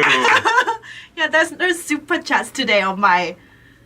Oh, that he's gifting more. Empress, I'm telling you. Like, okay, not to be that asshole, but like any kind of self-defense, it's pretty much gonna be useless in like real life. Like, you're gonna be frozen. You have like the physical disadvantage. And yeah, I just don't think self-defense really works. Yeah, it's better to know, of course. It's better to know, and maybe if you learn it, maybe your reactions will be faster than being frozen. Going into flight or fight. Right. Oh, Chenami, he's gifting people memberships. Oh, Chenami, come here too. MDB, running? I'm good at running from my problems. Does that count? But I think pepper spray is illegal in Korea, no? I don't know. I think it's legal. Is it? Yeah. Yeah. We used pepper spray in the police to like the protesters. I mean, yeah. But pepper spray isn't gonna help even that much too. Like even if you're quick with it in the moment, and he's like, ah. I guess. Yeah. When are you gonna grab your pepper spray and put out the lid and like do that? Like he's gonna punch you, like kidnap you right in that. Move. Yeah. I just thought of another story. This is not my story. This is one of my friends. She was studying opera in Italy, in like Milan or something, and she was like, she had such a bad experience on the Italian public transport. A guy like is groping. Like she was on a groping. packed, yeah. What's groping? Groping. Oh, like this. Assault, harassment. She was on a packed bus. Oh. And the guy, she felt on her ass. Oh, like no. guy suddenly like fully like groping her. And like she, like some girls, like you say, freeze, they don't know what to do. And some girls, like it depends on their personality, they don't know what to do with themselves, that they just don't say anything. But she's a type, she's just like looked around, she just like yelled, you fucking creep. No, but like, and that's like everyone in the bus kind of shocked, nobody really does anything. And so like I think she even tried to like take him to court or whatever. I don't know how it turned out, but like, yeah, some girls they won't be able to, or they'd be too embarrassed or too ashamed to say something. I think I would be the one to be like, I would scream, I would lash out, I'd be like, don't fucking touch me, you asshole. I would think I would say something. Yeah, like 뭐 하세요? Like at least that kind of stuff. What the fuck are you doing? Stuff like that. Trenami gifted like 5 people on my channel too. So Thank you so much. generous. Thank you so much. Yeah. I feel like a tomato now, says Earl Jake. Okay, well, watch out for yourselves, girls. You know, be careful. Yeah, different like how to say, things that you have to look out for when you're a girl and thingy. Wait, so yes. So the next story is the well, I guess related to public transport. What? Which is? Seatless subway cars. Seatless subway cars. So this has launched. Well, it will launch this week. It says. There's an effort to relieve overcrowding during rush hours. Subway Line 4 trains. Oh, that actually goes to my house. Subway Line 4 goes without seating during the morning and evening in rush hour starting on Wednesday. It'll be designated as seatless in consideration of the congestion level and other factors. It noted additional supports and handles were installed in the seatless carriages to prevent fall-related accidents. And I saw this on the Korea Reddit, the subreddit, and people were just like, no, this is not it. I will never go on Line 4. What do you think about this?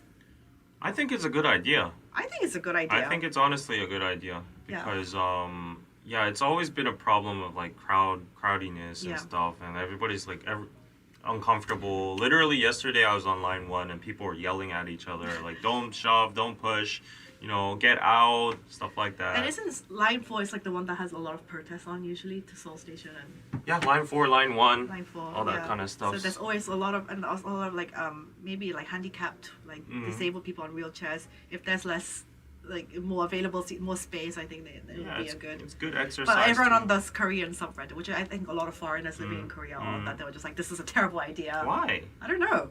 They were just saying all the Koreans are happy about for this. it, I guess. Yeah, I saw it. Yeah. But they were like, oh, now all the ajumas are gonna shove me even more out the way.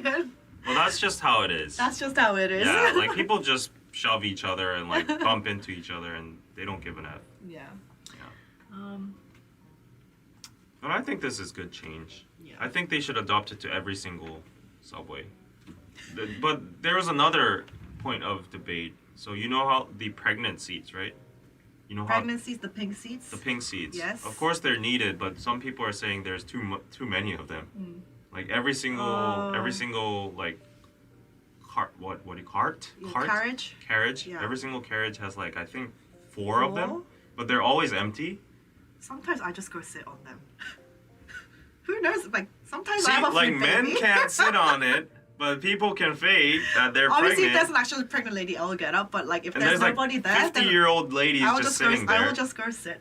So they at least to make the guideline clear that if there's not a guideline, like if nobody's sitting there and you don't see a pregnant lady and you're like, I mean, girls can't sit on. I think girls feel fine sitting on it. But if a guy wants to sit in one of those pink pregnancy, it's just like why routine. can't you? Yeah, but it's just like nobody does. Nobody will do that. Like the simple thought is like if a pregnant person comes and asks for their seat or something, you can just stand up. Yeah. Or like even for the elderly seats, it's always like empty. I don't understand that. Yeah. Like if an old person comes, you can just stand up and give the seat, but like people just choose not to sit there. Yeah. Yeah, it's kind of confusing. But I think this is good. I think they should do this. What? What?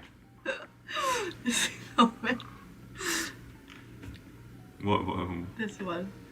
This guy, he was... Read it. You read it. Boat Media says, beautiful girl, queen, angel, beauty queen, beauty elegance, fresh like the moonlight. Wow, you should marry that person.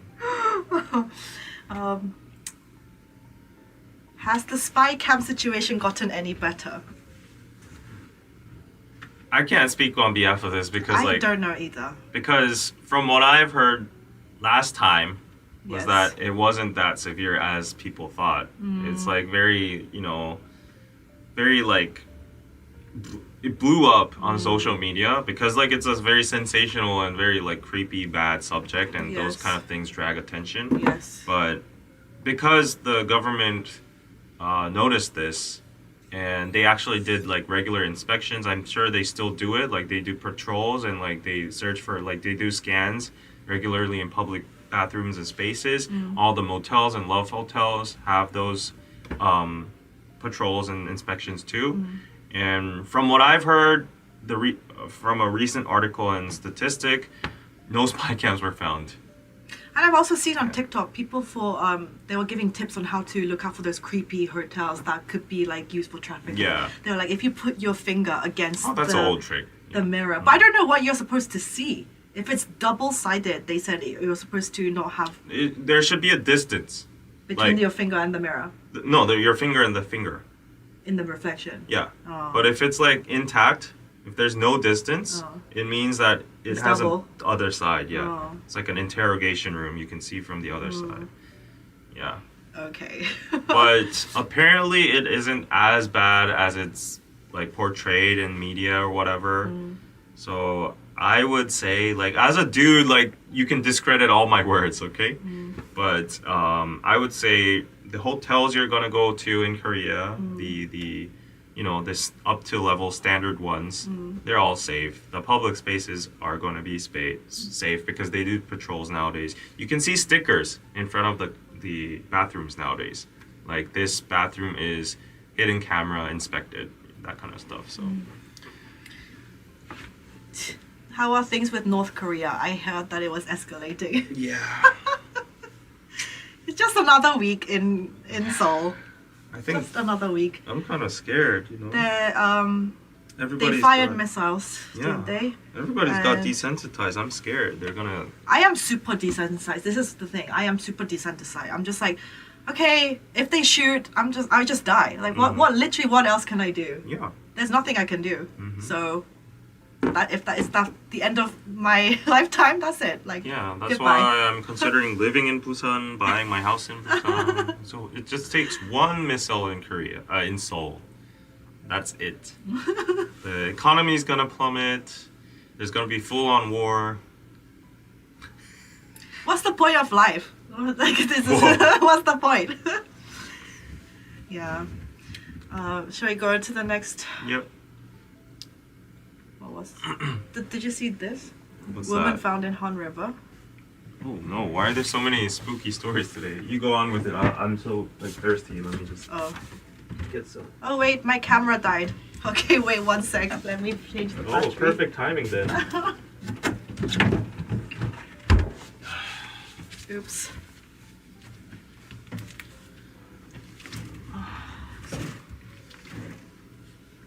David, once you serve in the Korean military, is there any chance you can be called to service again, like in the U.S.? Yeah, we have the reserves. If we break into war, we're obligated to serve again. Yeah, we have the reserves for like I think 2 or 3 years. I finished that, and then after that we have like 민방위, which is called district defense. Yeah, it's like you work as like civil service workers and defend your own community and Yeah, stuff. guys, I'm here. 다시 나오신대. Guys, let me just say, it's not my fault that this happens. This is the Sony ZV-1 camera. Yours is slightly more advanced version of mine. Yeah. Yes. The battery for this is terrible, and it actually doesn't charge when you're connected to a laptop. It just it streams, but it doesn't charge. So Why after not? an hour and a half of streaming, the battery just dies. Oh, that sucks. It fucking sucks, and the batteries for these are like really terrible. You should sell it and upgrade to that. Maybe Yeah. on Tangen. So I'm sorry if this happens sometimes, but there's not much I can do. Like, I can feel it's like very overheated right now. You want a drink? Yes. It's Pepsi, zero sugar. I probably have so much aspartame Aspartame. Aspartame in my body.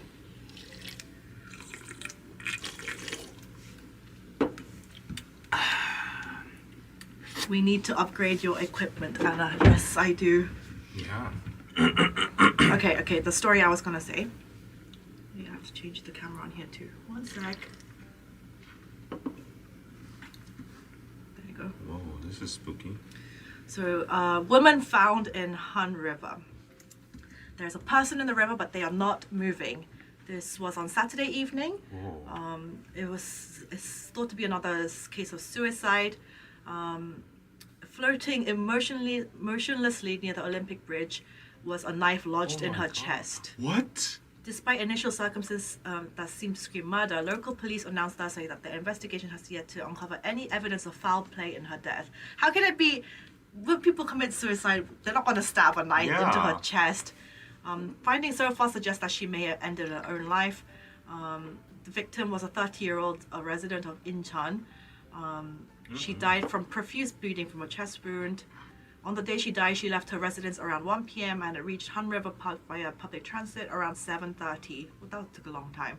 She took a knife early Saturday at a local. She bought the knife early Saturday at a local store near her house. Oh, okay, that's a bit weird then. There's a 37-minute period that remains unexplained. Surveillance footage shows who entered and exited the park. No one except the victim, but offers no hints as she was up to or what happened to her. That's really weird. If it is suicide, yeah, why would you stab yourself to death? Yeah, that's not normal. That's homicide for sure. Yeah, police failing to secure evidence for homicide doesn't automatically make the death a case of suicide. Yeah, even if she bought the knife or whatever herself, that does not mean that she committed suicide herself. Another point is her cause of death. It was the loss of blood, not drowning, suggesting that if she had fell into the water after the stabbing, she could have died by drowning before she could bleed to death. That is so strange.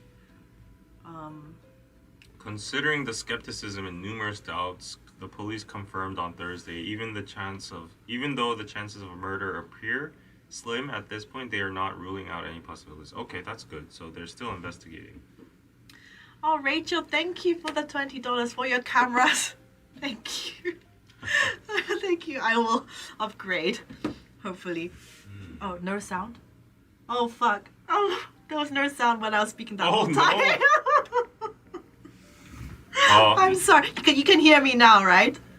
I'm so sorry. You were doing a whole story. I was doing a whole story without sound. Okay, I'm really sorry. Well, thanks to you, there's 351 people on my stream. I think they all migrated to mine. No. Come back on mine, please. I'm sorry. David, will you tell Anna her sound is choppy? Well, the sound was off as I switched to the screen share. Yeah, we were just so immersed into the story. Oh, for God's sake. I'm so sorry. Yeah, but just wrap it up again. That was it. Basically, a girl was found floating in the Han River, stabbed in her chest. Yeah. And people are saying it's not suicide. Yeah. They were saying no sound for ages. Oh my god. We need to read the chat more often. I mean, I was reading the story. You should have read my chat. Yeah. Chenami, US $100. Thank you. Oh, go buy new equipment. Oppa.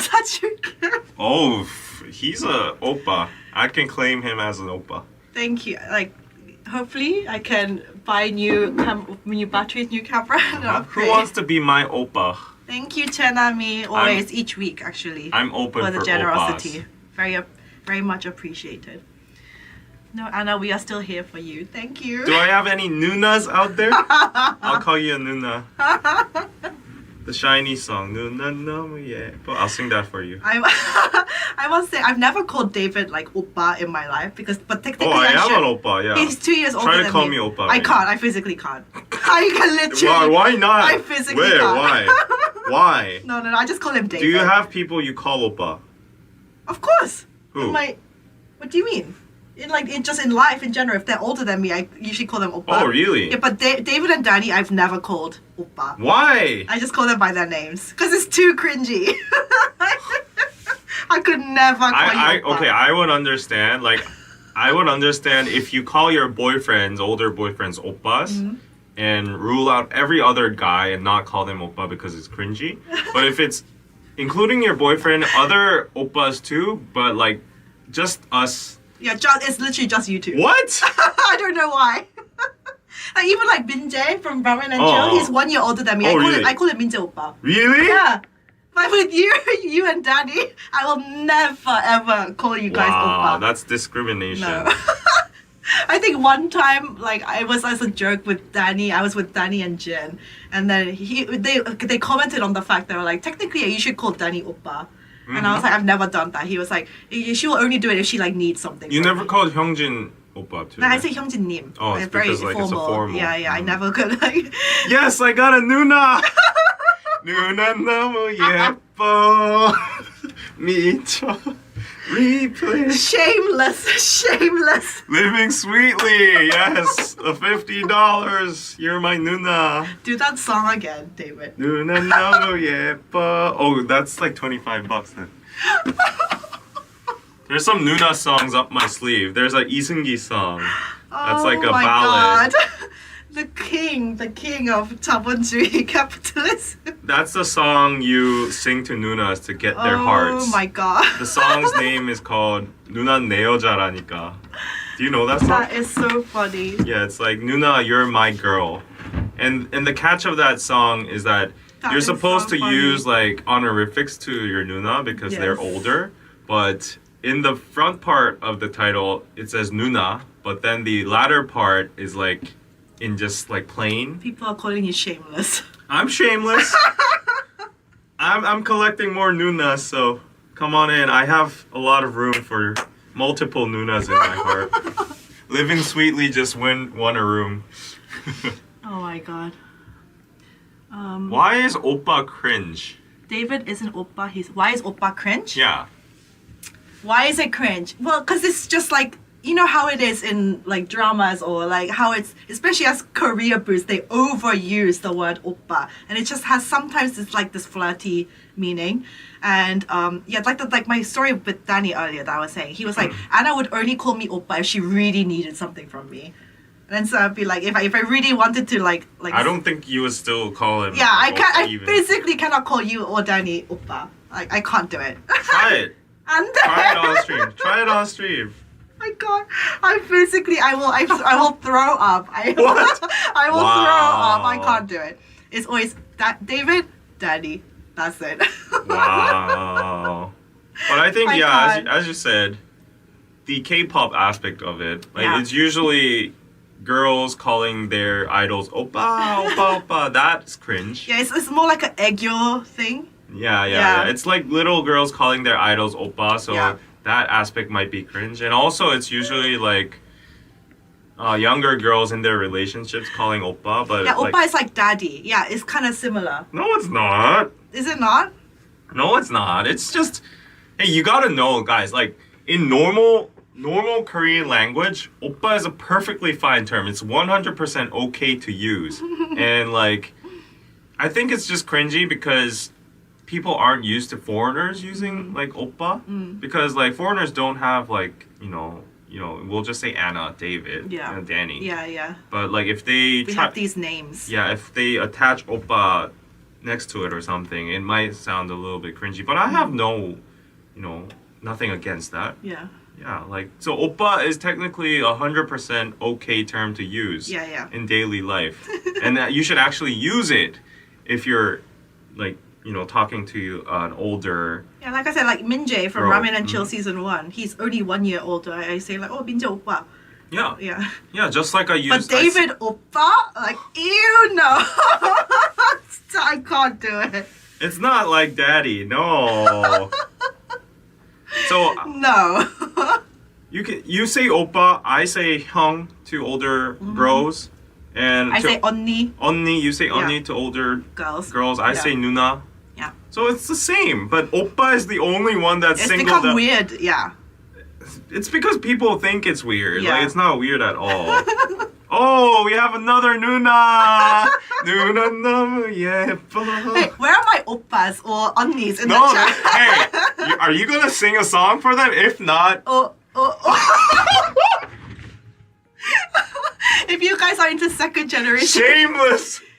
David, I already learned from you. Shame. I already learned Shame. from you. Shame. If you know, guys, Shame. if you know second generation K-pop, it's girls' generation. They have a song called That's Oppa. the cringiest song That ever. is the worst song ever. 오빠를 사랑해. Oh It's shit. literally the most Korea boo song ever to exist. Oh my god. She literally called me shameless, and then now she's like, I learned from the best, clearly. So any You oppas can't even do or banana. dudas are on me. I can't do banana either. I am not. We need a soju in here. I literally just cannot do this. Like he's definitely more like not what do you say unfazed by this than I am. wait, I got another 50? Yes! Oh my god! My ultimate Noona! Do it again. The song. Oh, what was it? 누나 너무 예뻐 미쳐. I don't even know the choreography. I'm just like freestyling this. Capitalist to the max. No, oppa is an okay term. Daddy, on the other hand, is well creepy. Yes. Anni's here and oppa's in my chat. All the unnies and oppa is coming. I can't with this. I can't. Yeah, Oh my God. I like hyungs too. If you're a hyung. Bro. Shameless. Just the most shameless person ever. Yeah, Yeah, that Sanyoshite song is so cringe. That's it. Oh yay, it's working! Oh, who is it? Is it an Oppa? Sid BK, first of all, thank you. Call me Oppa / call me Oppa Anna. Okay, thank you, Sid BK. Oppa! Oppa! And LEXID, Oh my God. $50, thank you. Say David Oppa again, Anna. And my name is Lee, by the way. Okay, Oh, you got Lee. $50 Thank for you, that. Lee. You gotta do that now. I have to call you Oppa? Mhm. What? Sit Say David Oppa. Just read that chat slowly. David Oppa. See? It cringes you out too. I did it. Thank you, Lee. Thank you. David Oppa. Okay. Yeah, you better not do that. Melissa says, buy David Oppa or coffee. They're trolling now. They're trying to make you read that. There's like I get like physical, like a reaction to calling David or Yeah. Danny Oppa. I literally can't do it. Yeah, it's become a Korea boo thing, but thank you for the entertainment, you guys. How many super chats does David need to take his shirt off? How many to shut up. to take your shirt off? Shirt off. How many? I still what would have be the like amount? a white shirt inside, so What would be the amount that would make you take your shirt off? like fully shirtless, Mm-hmm. $500. Oh, really? Yeah. That's quite cheap, I would say. No, don't give them any ideas. No, I'm not ready, guys. I still need to go to the gym. Yeah. The people on this chat are shameless. I want to actually show them the Noona and Oppa. It's a shiny song. Yeah. At what age are you too old to be called Onni / Noona? It's nothing to do with how old you are. So basically, for example, Kelsey, she calls me Onni, Anna Onni, because I'm older than her. So any girl that you are older than you call Onni. If you have a girl that's older than a boy, then you could say Noona. So David is an older boy than me, so technically I'm supposed to call him Oppa, but I just refuse to. I just refuse. This is disgusting. You know that's TikTok sound. Oh, this is disgusting. Oh, yeah. It's literally that. It's a Noona-thon. Donate now. Yes, become my Noona. Okay, so this is the song I was talking about, guys. Yeah, it's this a song. good song. Shiny has good songs. It's kind of cringe, honestly. Like It's a good song. It's It's a 12 years ago, so I It's understand. old. It's a Yeah. catchy melody. Yeah. It's a catchy melody. We might get copyright for Yeah, this. I know. I'm trying to skip through. Oh, this is the part. Okay. Look at the haircuts. It's Yeah. like the typical bowl, like 2008 haircuts. Right. So I'm just gonna show you 5 seconds of it because it might get copyrighted. Yeah, we will get taken down. Don't show it. Oh, Don't play shit. the sound. We can't play. We will just sing it again. I'll take the risk for 5 seconds. No, just David sing it again. Oh my god, look at their. 미쳐. Let's stop it now. Okay. Sorry, SM. Please don't copy strike me. Oh. What if they did it here? Yeah, SM gonna demonetize this. Yeah. So what if they are younger? So we call younger person just by their name, or we say 동생. Mm. We don't even say 동생. Yeah, most of the time you don't say 동생, but you just call them by their name or like yeah. Yeah. Yeah. So I think for like Korean Americans or Kyopos, Hmm. it's kind of cringe if you use like Korean names. If I said Jiun, that's cringe. Right? oh my god, hilarious story. So Like her name is Jiun. wait, so Oh. like 2 weeks ago was it? So usually I bring my laptop here, right? And then I didn't have my laptop charger, so I borrowed his for the stream. And then after we finished, I packed everything up and I took his laptop charger with me. I took it home and then I realized like, oh shit, this is not my charger. So I was like, oh shit, David, like in Korea we have this service called like Quick. Yeah. You can send stuff. Literally, a guy on a motorbike comes and he picks it up for you. Like literally, right? It's like a personal taxi basically. You pay the fee service charge and then it gets sent. So I was like, okay, I can have it sent to you within like 45 minutes. And so you have to put obviously your name and your phone number and then also the recipient's name and phone number. And his Korean name is Kim Kyung-soo, right? Kyung-soo. And then for some reason, I had to just mess up in my mind. And I just put Do Kyung-soo, which is XODO. Yeah. Do Kyung-soo. And then he was like, Anna, what the fuck? Yeah. He put That my was name. so weird. I was just like, Completely just like in my head just got messed up. So you know how Kim, Lee, Park, and Chung Yeah. are like the most Common. common Yeah. names here, but Do is like I've never seen a Do I just remember in my his, life other than Do Kyung-soo. yeah, I literally remember his name is Kyung-soo, and that is Deer's name, Kyung-soo. Yeah. That's literally the only reason why. That was like, what is going on with her Kyung-soo. life? She must be living like a very hectic and messy life to like mess up a name So, like that. Kim Kyung-soo is his name. Yeah, I'm a normal Kim guy, but D-O, like Do, I've never seen any, like just in dramas. Yeah, but So yeah, and he was like, Anna, my name is not this. And I was like, oh, I'm sorry. yeah. What? They did not know David's Korean name. Now you know. It's Kyung-soo, yeah. What's my Korean name, David? I just told you, Ji-hoon. Yeah, Lee Ji-yoon. Yeah. That's why Danny's name is weird. Kim Do-kyum. No! You don't know his Korean What's his name? Korean name? What the fuck? Dong-kyum. Yeah. Dong-kyum. I think you like the word Do. Yeah, maybe. What? That's crazy. You Yeah. you didn't know his Korean name. I know it was basically that. It's basically that. It's not basically that. It's different. Oh my god. Okay. I have to leave on the dot at 12. Okay, So we okay. have 5 minutes. So Yeah. we will do for 5 more minutes. Okay, but 5 more minutes. I mean, okay, thank you for everyone that sent the super chats earlier. That was very entertaining. Now you know when you should say oppa or Noona or whatever. Yeah. Yeah. People don't even know how to spell Danny's name. Dongkyum. Dong-kyum. It's How do you Dongkyum. Kyum? How do you Dong and then do you say with a G or a K? G-Y-U-M. I think it's a K. Dongkyum. Okay. But it doesn't matter in Korean. No. Yeah. So like my Korean name is Kyung-soo. The Korean pronunciation would be Kim Kyung-soo. But like because Americans don't know how to pronounce it, they would always get it messed up. Like Kyung-soo, Yeah, it's hard. Kyung-soo, It's or hard to say. Kyung-soo, like stuff like that. Or like Hyuna. That's a really hard name. Hyuna. Hyuna, yeah. Hyuna, it's like Hyundai. Hyuna, yeah. They find that name really hard to say. Yeah. Oh, do you know that super funny short clip of like Americans trying to pronounce Korean names? There's so many, but like, give an example. That's so funny. I'll just show this and we can end this. Give an example. Yeah.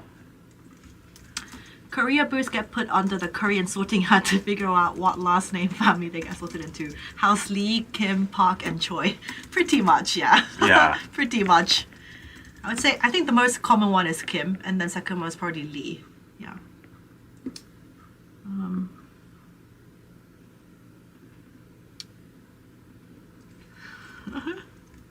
David Sugar Noonas are wilding.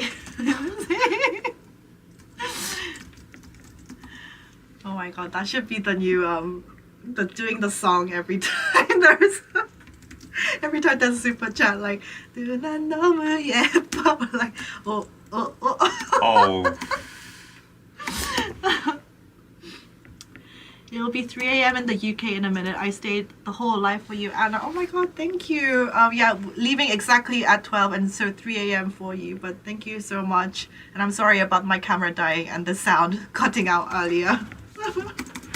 I can't find it. No, but you can't find anyways. it, but do anything that you remember. How were they pronouncing it? No, I just told you the story of my name, but like that video was gold. I just wanted to show it, but I Okay. can't find it. Anyways, you gotta go in 3 minutes. Yeah. Is adopting a Western name a common thing in Korea?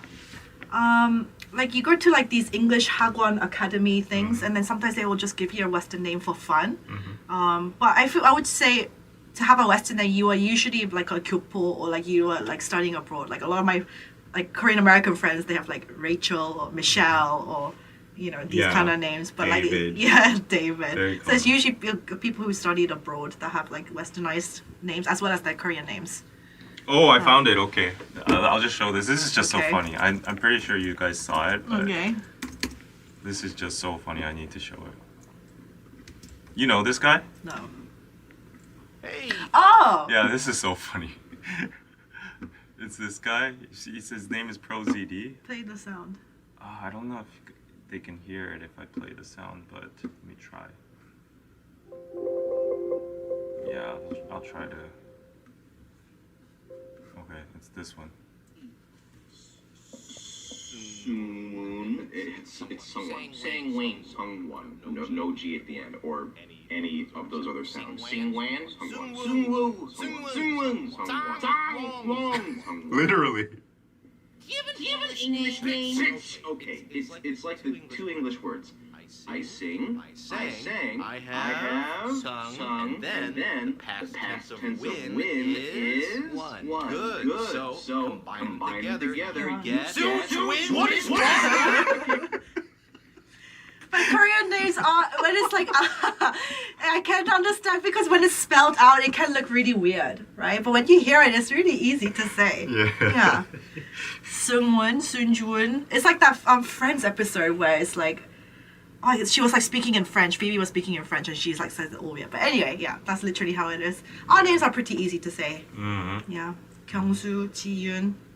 I don't know, like I feel like, you know, in America a lot of people know how to pronounce Japanese names for some reason, but for Korean names they have a reluctance. Hyuna, yeah. Yeah. I wish you would start the live stream an hour and a half later. Oh, really? Is that better? I don't know. But anyway, guys, thank you, and I'm sorry for all the mishaps earlier. We'll be back next week, obviously. Yeah, and okay, Anna's gotta go, so she's gonna run, but I'm gonna stream more. Oh, so really? let me absorb all of y'all. See, this is the mindset of like a, what do you call it? A businessman.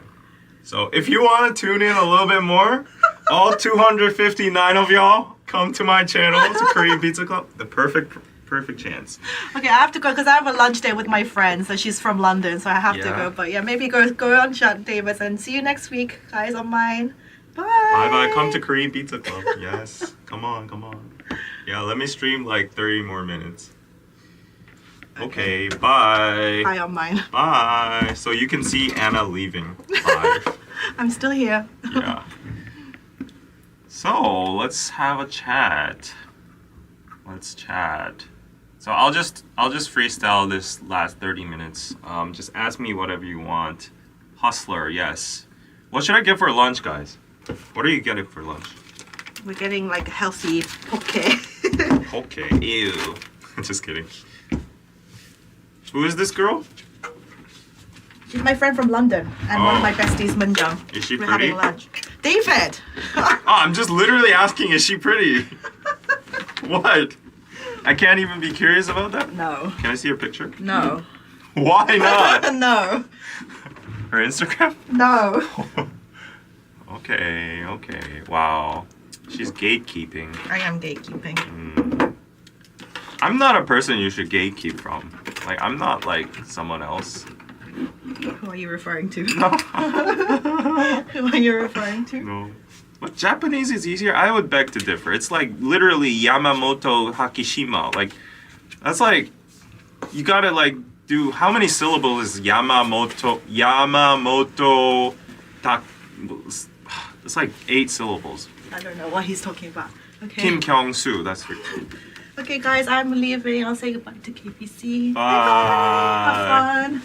Bye. You know your way out, right? Yes. Okay, bye. Okay, she literally left. That's a new thing.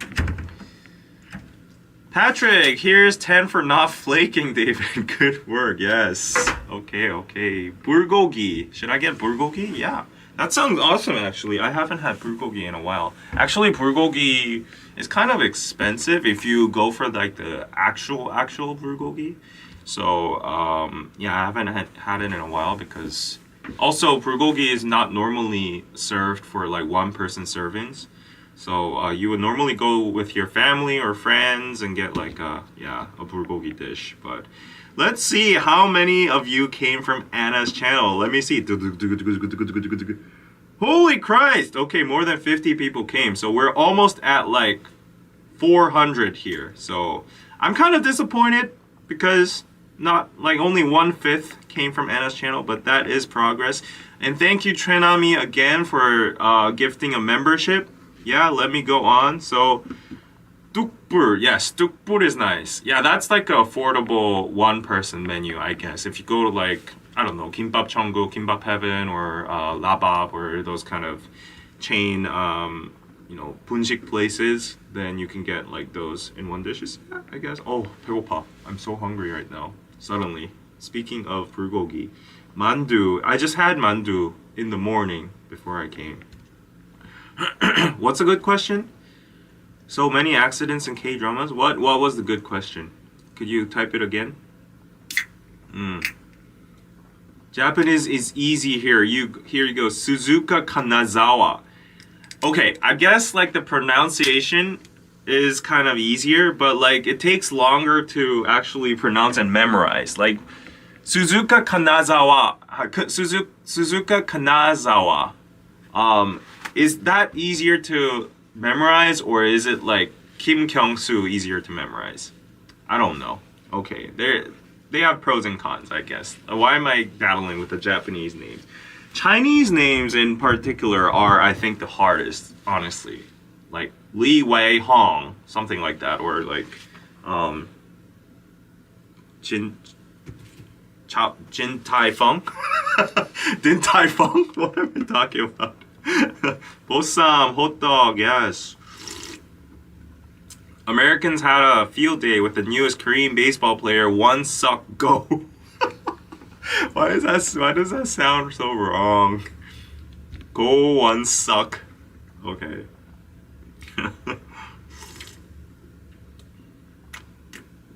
What about me?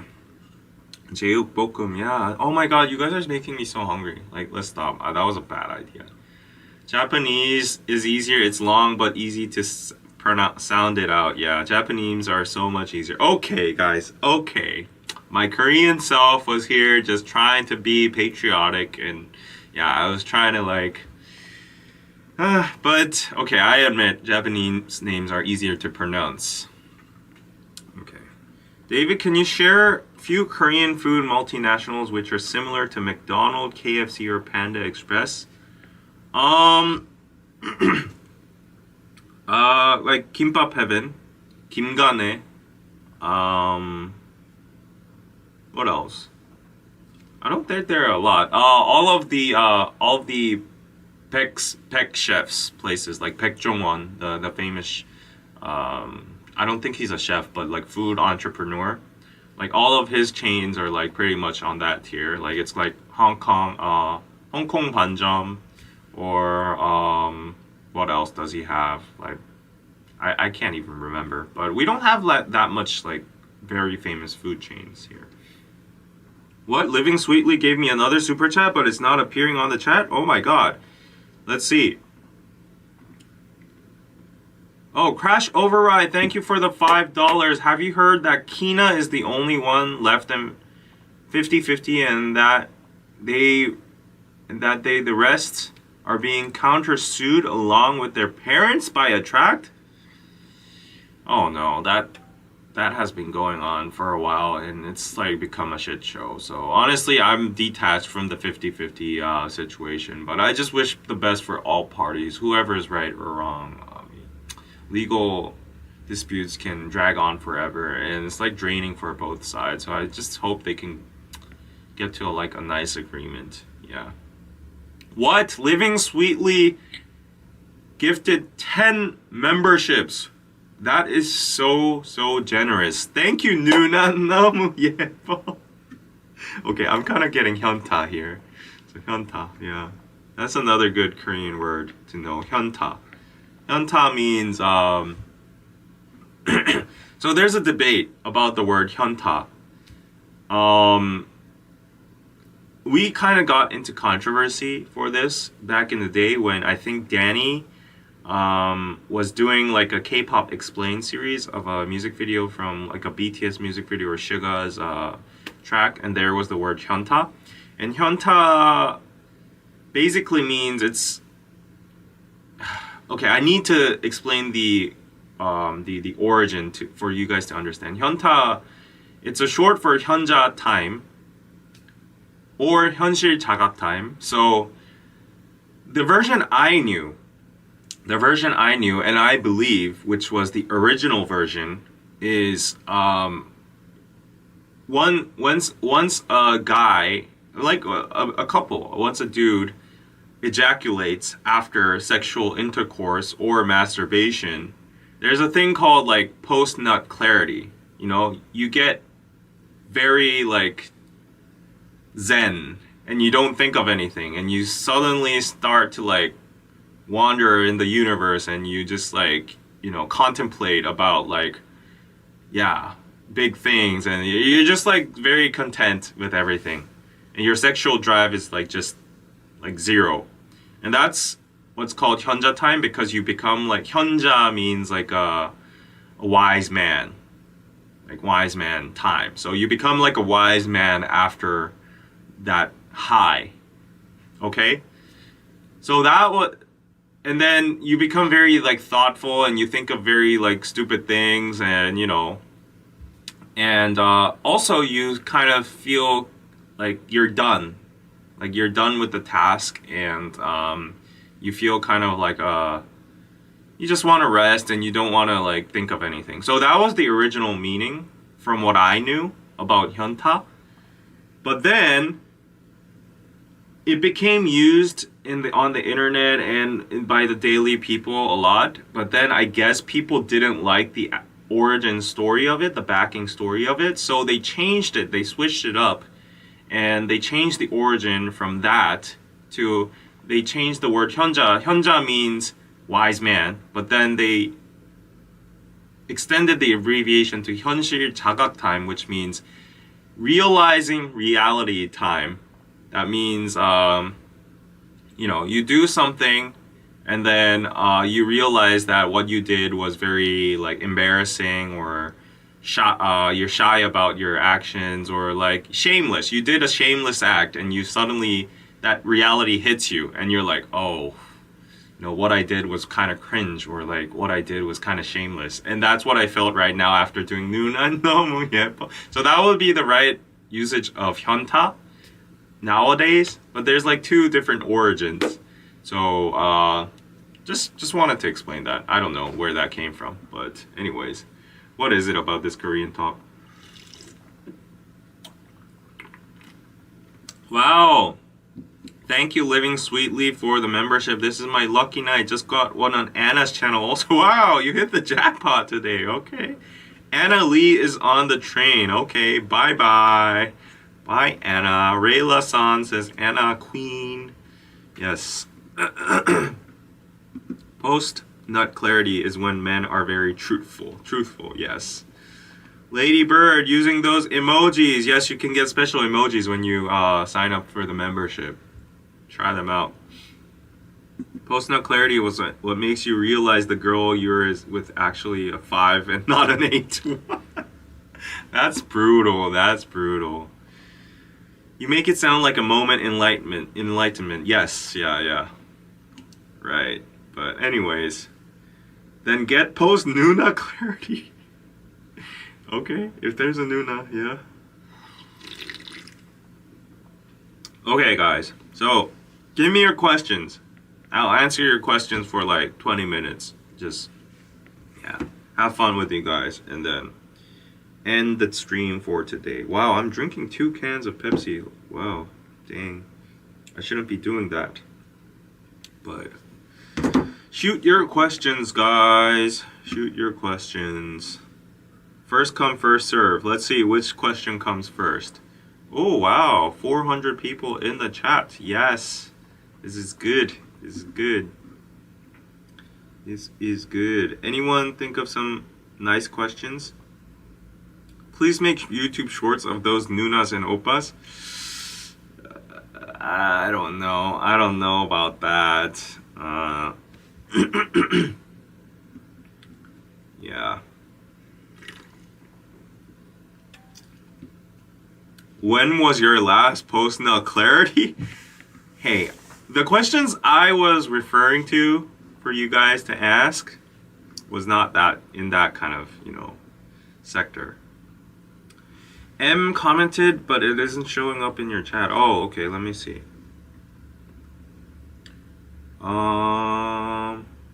Why do K-dramas always have car accident scenes? Are car accidents really that common? Oh, it's a it's a very big cliche. And it's a very convenient... I would say it's lousy writing. Okay, I'm sorry the script writers out there. I know you put in hard work to the K-dramas and stuff. But I would say it's a very convenient and lousy way of making something flip. You know, everything's going good. But then suddenly the guy just gets hit by a car randomly. He doesn't... These K-drama people, these protagonists, these characters don't have any sense of spatial, like, you know, awareness.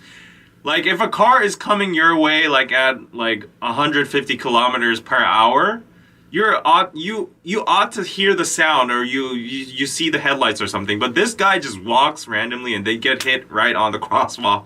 And then they get, like, you know, they lose all their memories and they just become in a coma state. Like, that's like a very big cliche in K-dramas, and like I don't understand why it's overly used. Like people are tired of it and sick of it, but like it's just so convenient. So they need that kind of, you know, trigger point or like catalyst. So I think that's why it's not. I don't know about the statistics, the actual statistics in Korea, but I don't think it would be that high. Let me actually check. 교통사고 통계. Yeah, let's see. Let's see. How many car accidents were there in Korea last year? Let's see. 2023. Okay, here we go. We have a statistic here. So, there's a statistic.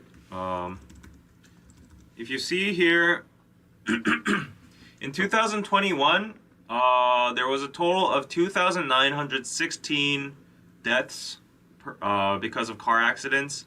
2022, there were 2,735 deaths by car accident. And then, yeah, there were 1,000 people, pedestrians hit. Old people 1,200, drunk driving 206, cargo cars, like heavyweight cars 687, and then like just two-wheel vehicles like automobile, like motorcycles and stuff 459. So I don't think that's like a lot. I don't know, but yeah, I don't think that's a lot. I think this is just because it's death counts, but like let me just go to actual.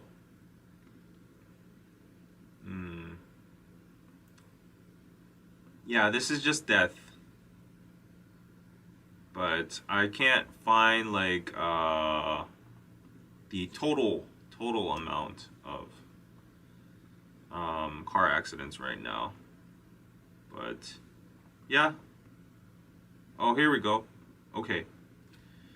So just in general, car accidents. This is this is like an average of 5 years from 18 to 2022. So every month we have 2,000 to 5,000 to maybe like 9,000 car accidents every single month in Korea, and this is like including like even bumps and, you know, like the little ones. So this is all in car accidents, and then if you go to like actual human damage, there's like, oh wow, 4,000, 10,000. That's all. Okay. Ooh, holy shit. Anyways, yeah, there's the statistics for you.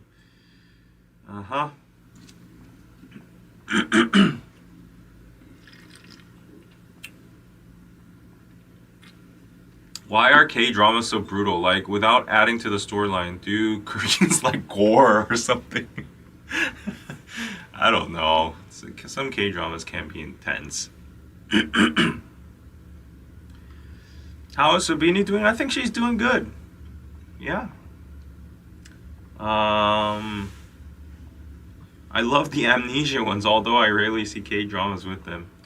It's been a overused plot, so I don't think people, yeah, do that anymore. Have you ever been in a car crash? Yes. A mild one though. I wasn't like hospitalized or anything, but like a car just like smashed into my dad's car when we were all together. Yeah.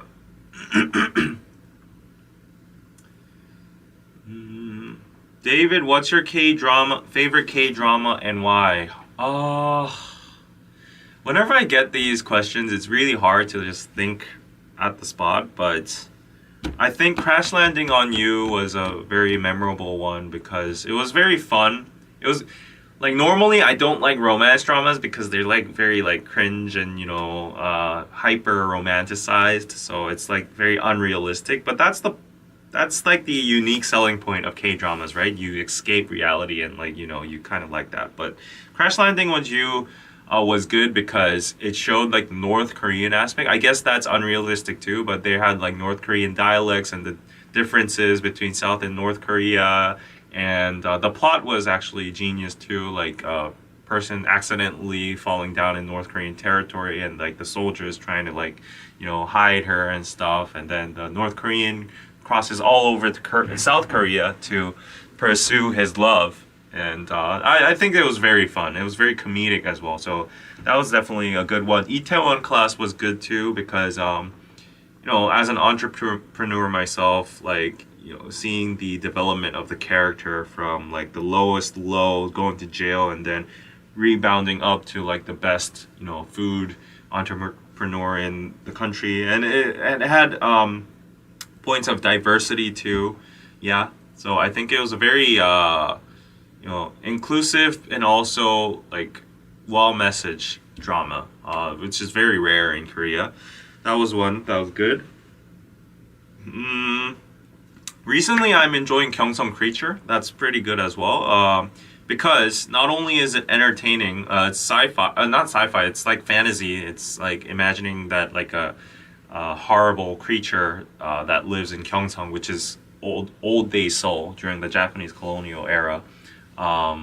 It's like trapped in a hospital and people get killed because of it and stuff like that.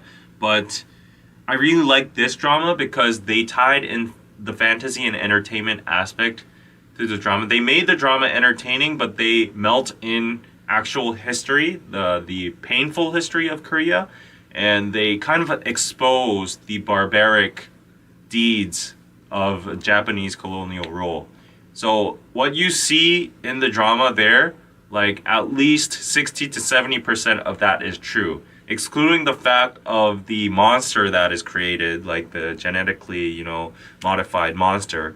Excluding that fact, that is fantasy itself. But the fact that the Japanese came in, put in Koreans into like gas chambers, experimented on actual human bodies, like killed innocent people, kidnapped them for like experiments and stuff, sex slavery, that's all true. And I think the fact that they are trying to expose that history in the form of entertainment so that a lot of people can access it is actually good. Yeah, so Korea has a very painful past. I think it's very unfair in the global sphere that the Holocaust and all, the Nazis, what they did to the Jews. I don't think it's so much different from what the Japanese did to the Koreans, or like even some Chinese, or like some parts in Southeast Asia. If it was worse, it would have been worse, like what the Nazis did to the Jews. But now the difference is Germany acknowledges its harm, like its bad past, its terrible history, and they actually show respect to like the Jewish people who were like actually sacrificed and were victims of the whole Holocaust and like the Nazi regime. But the difference is Japanese, like I'm criticizing on the government, okay? I'm not criticizing on the common people. You need to distinguish that. But the Japanese government always tries to exclude that from the history books, and they try to like hide that fact, and they don't teach it to their younger generations. So the younger generation doesn't know about that harmful past. So I think that's the difference. And like on a global scale, everybody knows how horrible the Nazis were, and they're very careful about talking about like those kind of subjects and stuff like that. And I feel like they made like memorials and a lot of monetary compensation as well to support like the rehab of like the Jewish community and stuff like that. But on the contrary, that's why a lot of Koreans, you know, historically hate Japanese, like the Japanese government, you know. So yeah, so that's the difference. It's a very frustrating scene, but like dramas like these bring that back and highlight the very gruesome past. So I give Gyeongsang Creature a very high point in that kind of aspect. Yep.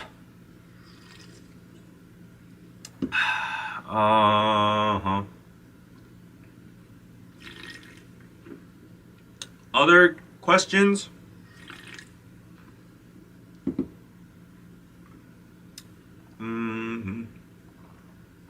What do you think is the biggest misconception about Korea? That everyone has plastic surgery and everyone commits suicide? When I just see these TikTok comments and like Reels, Instagram Reels comments or Shorts comments, they're all brainwashed, and all they can say about Korea is like plastic, suicide. No wonder the suicide rate is so high. Like, yeah, it's all plastic. I don't know if these people actually believe that, or they have like a certain like negative. They have like a negative feelings towards Korea, so they want to lash out on Korea. So they're like, but they're all plastic anyways, or they all commit suicide anyways. Like, oh, Korea is a horrible country to live in. There's like a competitive society that, like, you know, some aspects of it is true, but like, you know, just generalizing the whole country just with those two words is just, I think it's too much. Like, these people who are typing that probably have never been to Korea in real life. If you come here, you know, it gets intense sometimes, but you'll notice that not everyone has plastic surgery, not everybody is committing suicide, and not everybody has depression or is hiding depression. But I feel like those are like huge misconceptions that are being spiraled out of proportion nowadays, and it's like being used as a narrative against Korea. Yeah.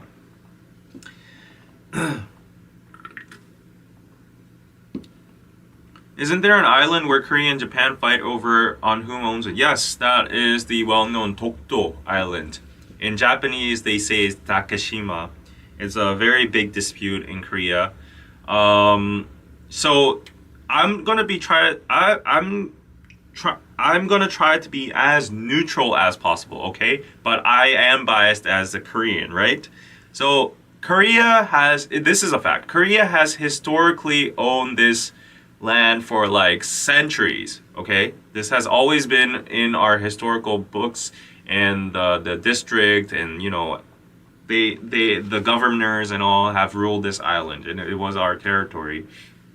But after the Japanese colonial rule, of course, Japan take, you know, in charge of Korea, and of course, all the land became Korea. But after that transition, Japan claimed that it was still their island, because they also had history books claiming that in some sorts of like their own districts, like the island also appears as well. And Japan got like a lot of like global influence and clout on their back, so they clouded their ways into saying, like, with their hype, that this island is ours.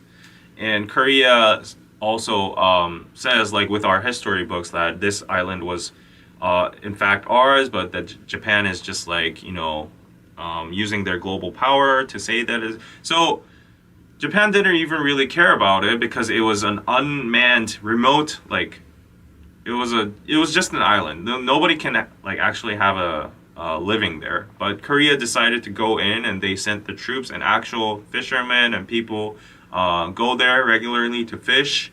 And there are police troops called the Dokdo police stationed there right now. Japan is arguing that Korea has illegally taken the island, and they are not allowed to station their troops there, like the police there.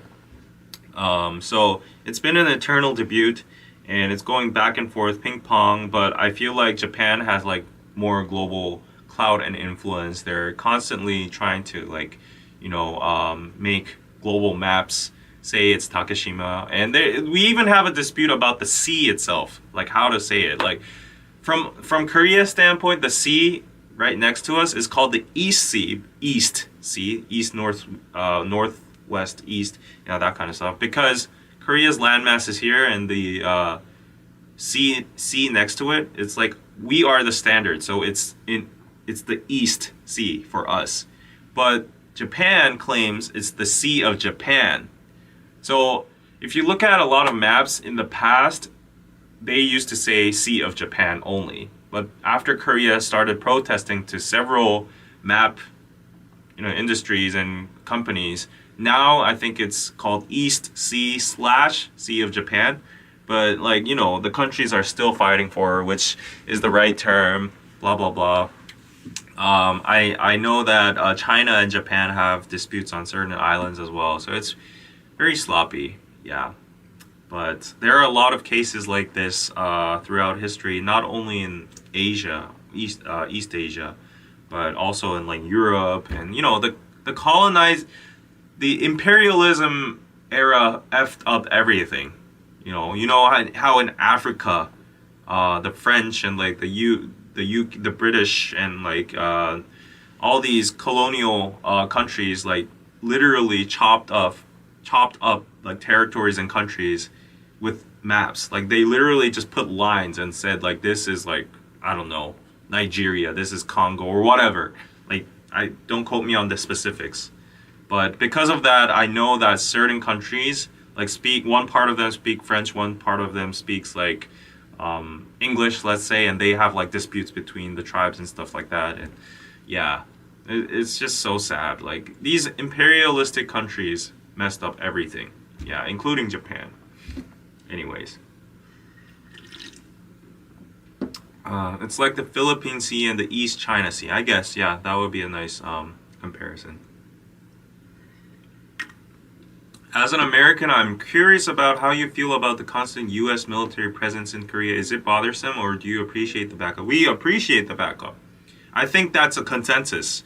Only a small amount of extreme leftists don't like their appearance in Korea. They say the U.S. has their own interests in occupying this place. They're just trying to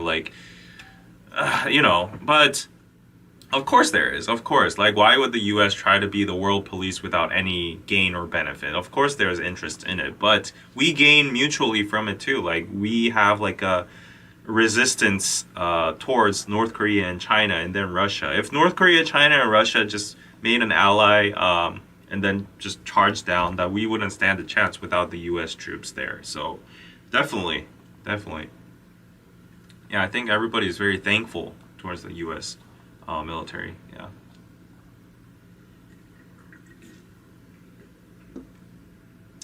What's happening? I will text him separately. Charger, please. Oh, did you leave your charger? Is this your charger? Okay. So what do you want me to do? Do you want me to send it? What are a few neighboring countries that are South Korea's friends that you can trust always? Honestly, Northeast Asia doesn't have such thing. Every country hates each country. Politically, not people-wise. Korea hates Japan and China. China, I don't think they hate Korea and Japan, but probably think Korea and Japan are underneath, their country. And China does hate Japan for a fact. Yeah, because of the Nanjing massacre and their attempts of colonizing China and stuff. Japan hates China too. Japan belittles Korea because they once colonized Korea, so they think they're better. There are very weird dynamics in Northeast Asia.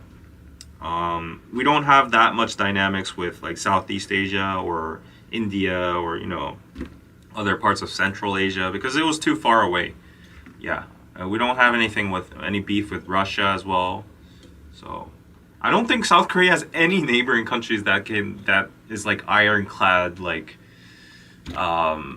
trust. Yeah, I think U.S. The place we trust is the U.S. But nowadays the trust against the U.S. is falling down after like seeing what they did with Ukraine and Russia and stuff. So it's very complicated. Send it, please. I'll pay you back. Okay, I'll do it. She did it again. Yes.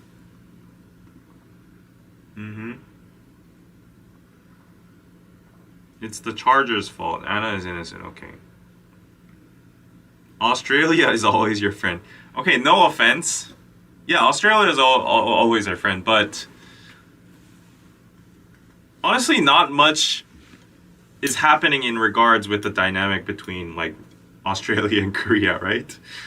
So yeah. Weirdly, I cannot pinpoint the actual historical background of this, but we have a term saying that Turkey, I don't know how to pronounce it in English now. Turkey. Now the pronunciation has changed, but Turkey, I'll just say Turkey. But Turkey is a brother country to us. I think it's because they came and fought for like the Korean War. They probably sent like the most troops after like the US or something during the Korean War or something, and then we sent troops back to them or something like that. There's like a whole history. So yeah, see, even I'm not that like entirely knowledgeable on the historical things, but we claim Turkey as like our brother country. But I think that's kind of weakened nowadays. Yeah.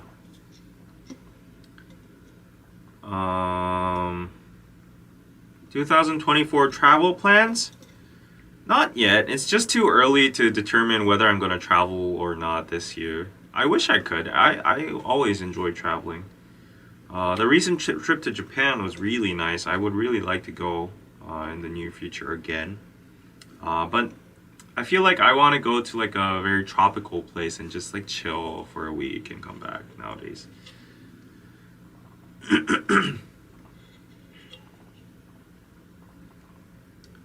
Strategically, yeah, it's likely for the U.S. to fight if Korea goes to war because they need to be able to keep an eye on China. They aren't likely to give that up.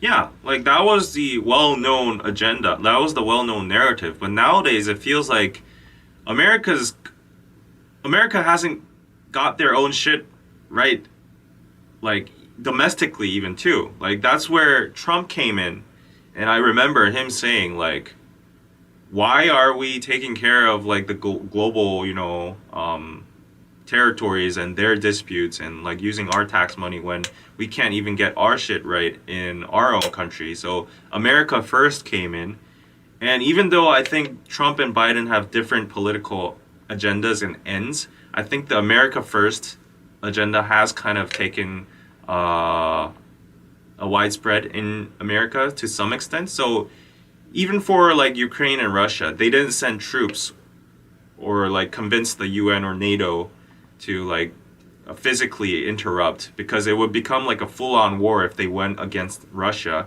And I feel like there would be so much backlash if they actually send human beings to the war zone, like American citizens to the war zones and get them sacrificed. So they chose like the way to go financial aid or like weapons, like providing weapons and stuff.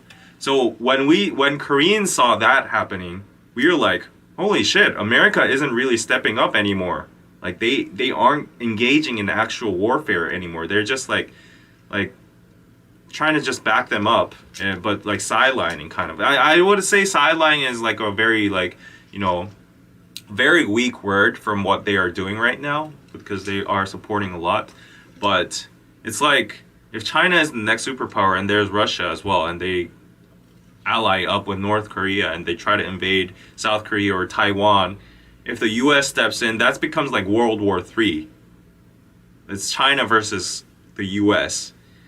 And would the US be willing to sacrifice its own citizens and like its economy and everything to go on a full-on war and create like a World War III? I don't know.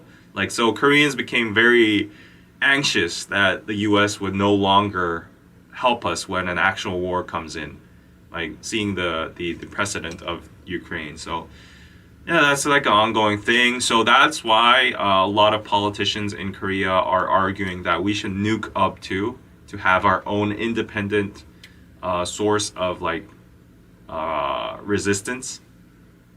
Yeah, if the U.S. isn't going to help us, we at least need a nuke to like prepare ourselves, right? So it's very complicated, but.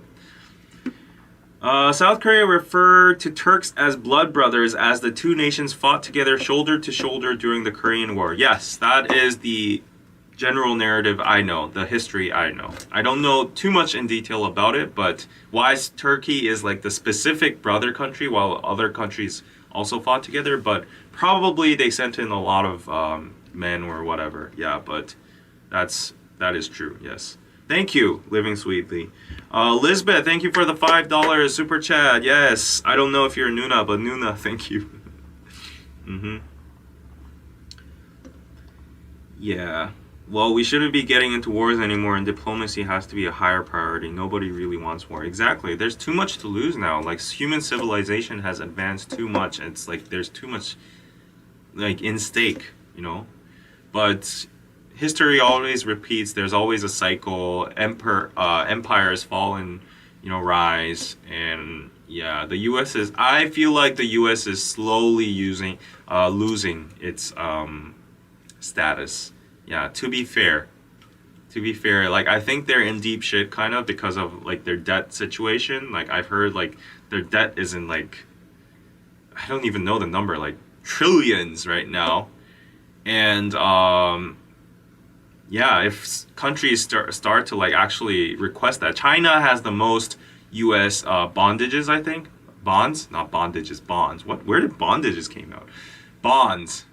So if they start requesting that and recollecting, like the U.S. has no like you know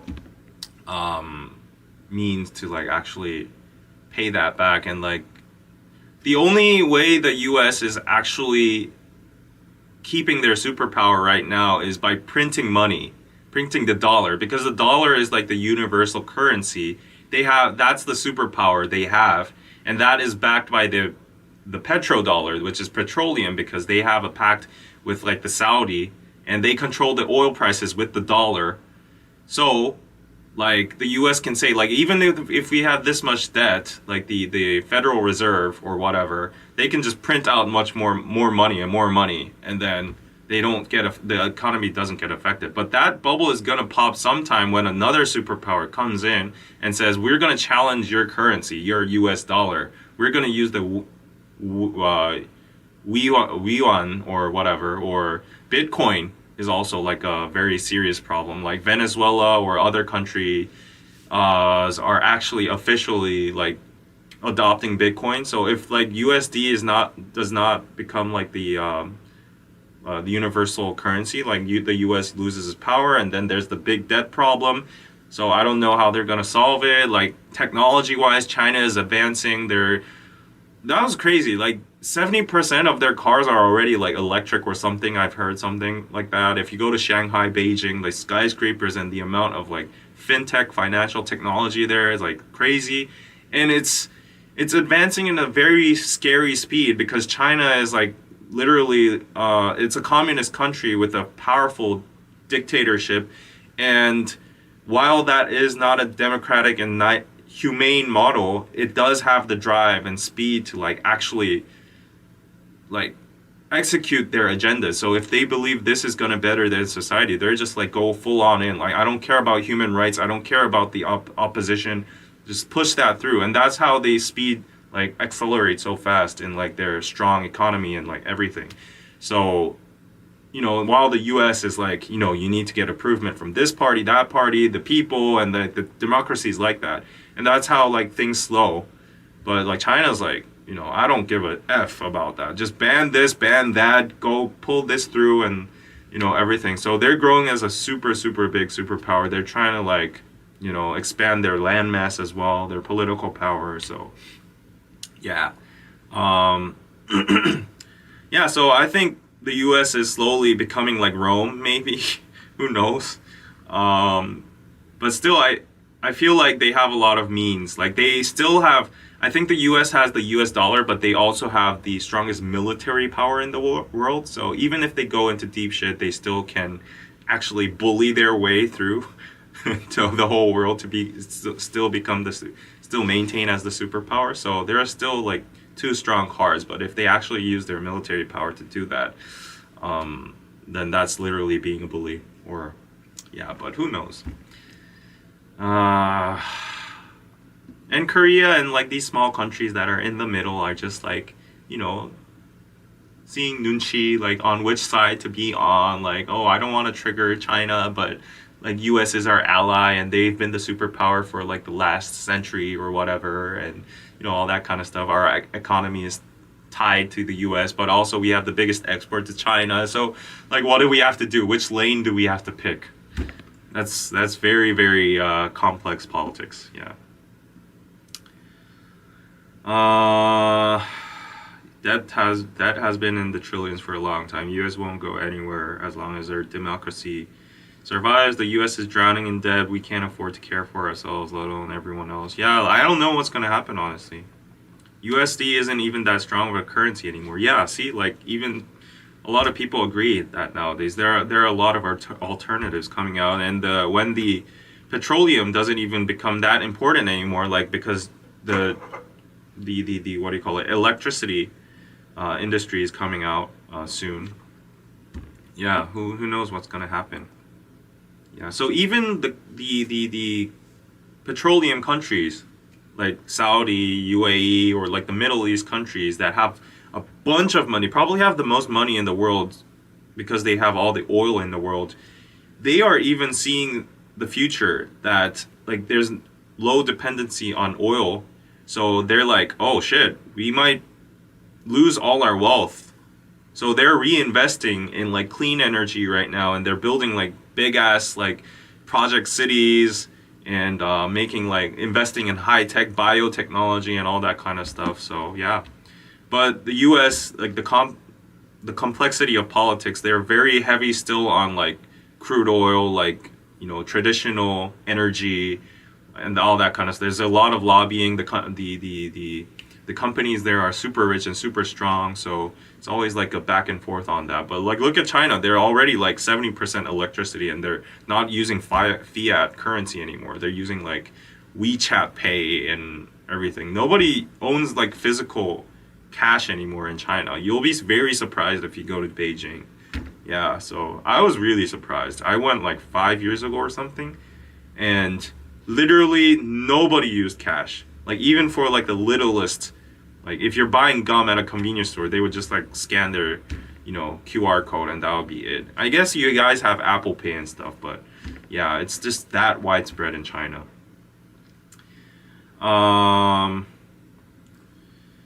Yeah. Oh, it wasn't Venezuela, I'm sorry. It was like El Salvador, I think, who adopted Bitcoin or something. Yeah. Bitcoin is not illegal in Korea. Yeah. There's a lot of trade going on.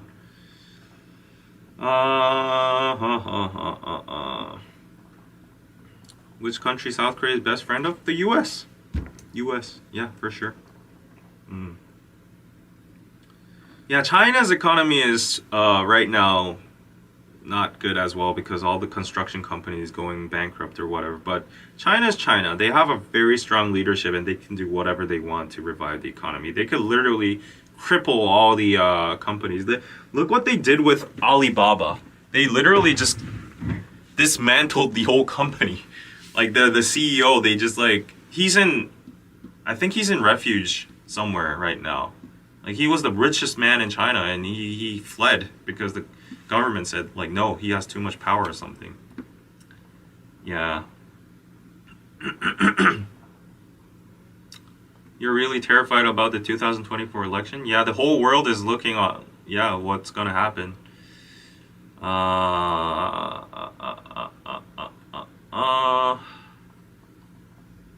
David, you should go into politics? No, I will never go into politics. I do not know a single thing about politics, and I would not survive there for a day.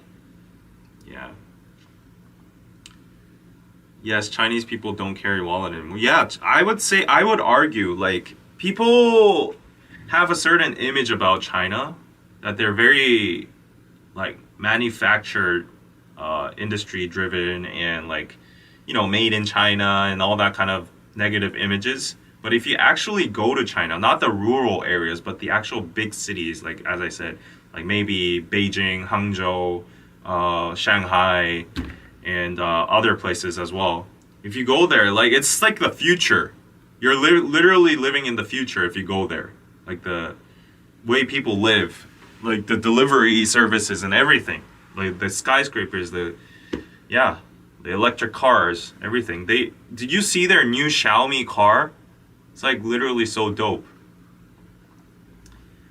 In China, beggars also use WeChat and Alipay. Yeah, that was a meme. Like homeless people that are begging for money. Usually they have plates and people put physical money into it. But in China, they wear like cardboards with QR codes on it, and people just scan that QR code and transfer money to those beggars' accounts. So, yeah.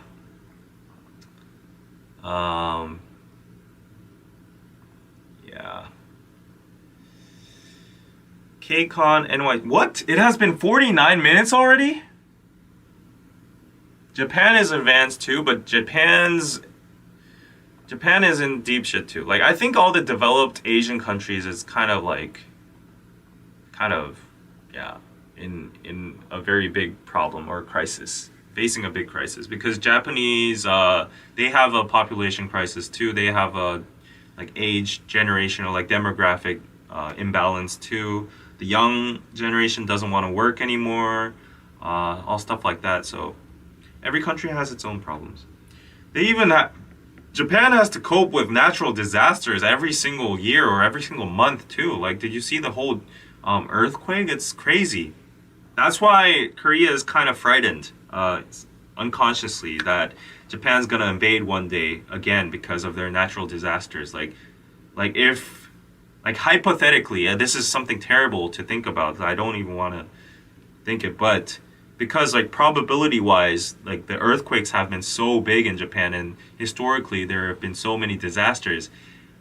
If there were to be like a huge earthquake nationwide, like let's say in Tokyo or one of the big cities, or like the sea level rises, or like there's a volcanic eruption in Fuji Mountain or whatever, and for whatever reason the Japanese have to relocate, where are they gonna go?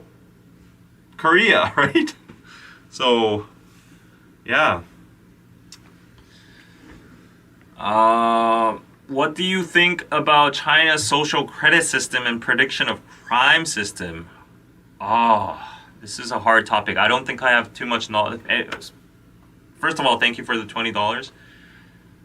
I don't know much about this, but if you're talking about like those like super big brother surveillance cameras everywhere and scanning everybody's faces and tracking them and giving them like, you know, social like evaluating every citizen. If you do something bad, you get immediately summoned by the police or get trapped or whatever, or prediction of crime system. Yeah, I think you're talking about that. I think that's like way too big brother. But at the same time, I kind of understand why they need this kind of model, because there's just so many people. And if you aren't like a very strong government with very strong means, and if you don't see like brutal like punishment or like consequences, then the whole society is just gonna fall, because like everybody's like gonna be like, there's so many people anyways, they're not gonna catch me, I can get away with crime.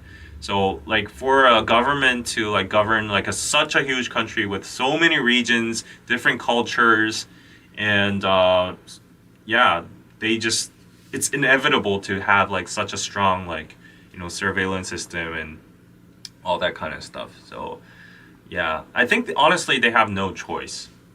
Yeah, as brutal as it is, inhumane as it is, and yeah. But then there's the US. But at the same time, the US has like a federal government and there's like state government. So like every state can govern its own state too, right?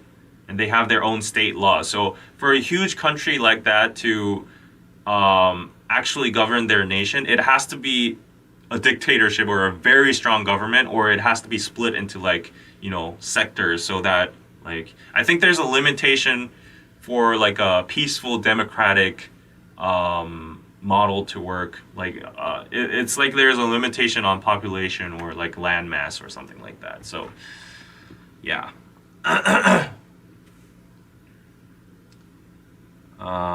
It's the ultimate Big Brother CCTV surveillance state. Yeah, I know, right? Yeah.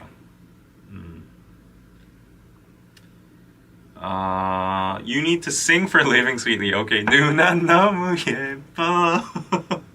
Okay. Whew. Good insights, thanks. Yeah. Thank you, thank you. Wow, why did this become so like political? But I'm surprised 380 people are still watching. And I kind of feel the pressure too. The fact that 300 people, if you just physically picture that, you're in like this huge hall. It's bigger than a TED Talk, you know? That's crazy. And I'm kind of embarrassed because like my subpar, like non-professional takes are being broadcasted live to like 380 people. That's kind of crazy if you think about it. Like, so sometimes I feel like the weight on my shoulder. I should be really careful with my words, you know? Like in terms of social media nowadays, like people with millions of followers or tens and thousands of viewers at the same time simultaneously, then this is nothing. But still, if you think like 380 people physically listening and watching you, that gives me, wow, the chills. Oh my god. Okay, we're all just chilling in their homes. Yeah, that kind of like eases me, but like, oh holy.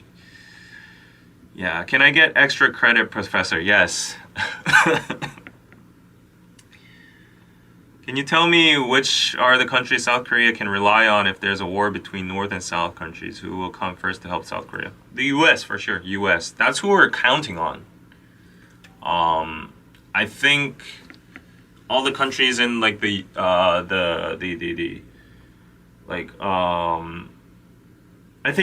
I think Japan would come too. Japan would definitely come because we are allies. Japan and Korea are allies. Although we have beef, we are technically allies. The US is an ally. Australia would come, I think, in that region. I think a lot of Southeast Asian countries might come to help as well. Taiwan, if they have the luxury. I think it's going to be tricky for them because China's kind of trying to absorb Taiwan with their One China policy. But I think those countries, yeah, would come. And European countries for sure too. But then that would be like a World War III level, so it's going to be very scary. Yeah. You like hearing your thoughts about political things? Yeah, I hope I don't give any wrong misinformation or like too like tilted views on political things. But you guys, you guys can do your own research. You guys are all intellectual, mature adults, so you guys can judge on your own. If you disagree to my viewpoints or whatsoever. So yeah, considering that, like free speech, I can talk my mind and stuff. Living Sweetly, you were that VIP today. I don't know if you're doing this at this point to hear the 누나 너무 예뻐 at this point, but yeah. Moving out from the political sphere, did you see the Christmas lights in Seoul this year? What was your favorite? Oh, the favorite one was in Lotte World Mall, 잠실. Like, oh wow, there was a huge, gigantic tree. There was a merry-go-round next to it. And the Lotte World Tower just complemented it so much. It was amazing, yeah. And then I saw like a nice little tree in front of, where was it? Like some shopping malls had really gigantic trees, but the only one that really stood out was the Lotte World one. Let me show you. It was really pretty. 잠실 롯데 월드몰 크리스마스, yes. Yeah, it was really pretty. Let me show you on Google search. So this was the whole place from Skyview. They had like this whole, greenhouse with like Christmas markets, and that was the gigantic tree over there. Yeah, it looked like this. Holy crap. Oh, what? Or is there Arabic here? Oh, this is not this year. Yeah, it was even bigger than this. Yeah. But it was huge. It was huge. I want to, yeah, it kind of looked like this. Oh, this is an actual video. So, oh, the internet is laggy. It's chopping up, but anyways, yeah, Christmas was nice. It was a warm Christmas. Wow, the internet is super slow. I missed the super chat? Okay. Forget it. I missed the super chat. Let's see. What did I miss? Oh, no need to sing the Noona song. Yeah, I think you're kind of feeling the cringe now a little bit. Yeah. I won't sing it anymore. Yes. Any vlogs with the Seoul Mirror from New Year's Korean Pizza Club? No, I didn't film a vlog, but I just made a reels on my Instagram. So yeah, that's it.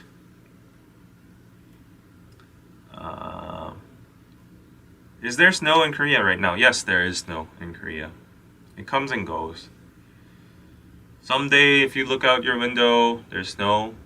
One day it's melted. Another day it's snowing. Yeah.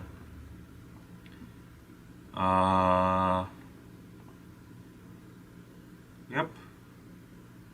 You missed a super chat from someone else?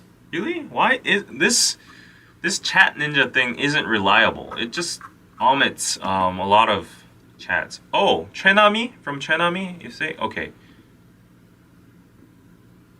Oh, M is asking, is donating organs common in Korea? Okay, thank you Chenami for the $20. I'm sorry I can't put it on the screen.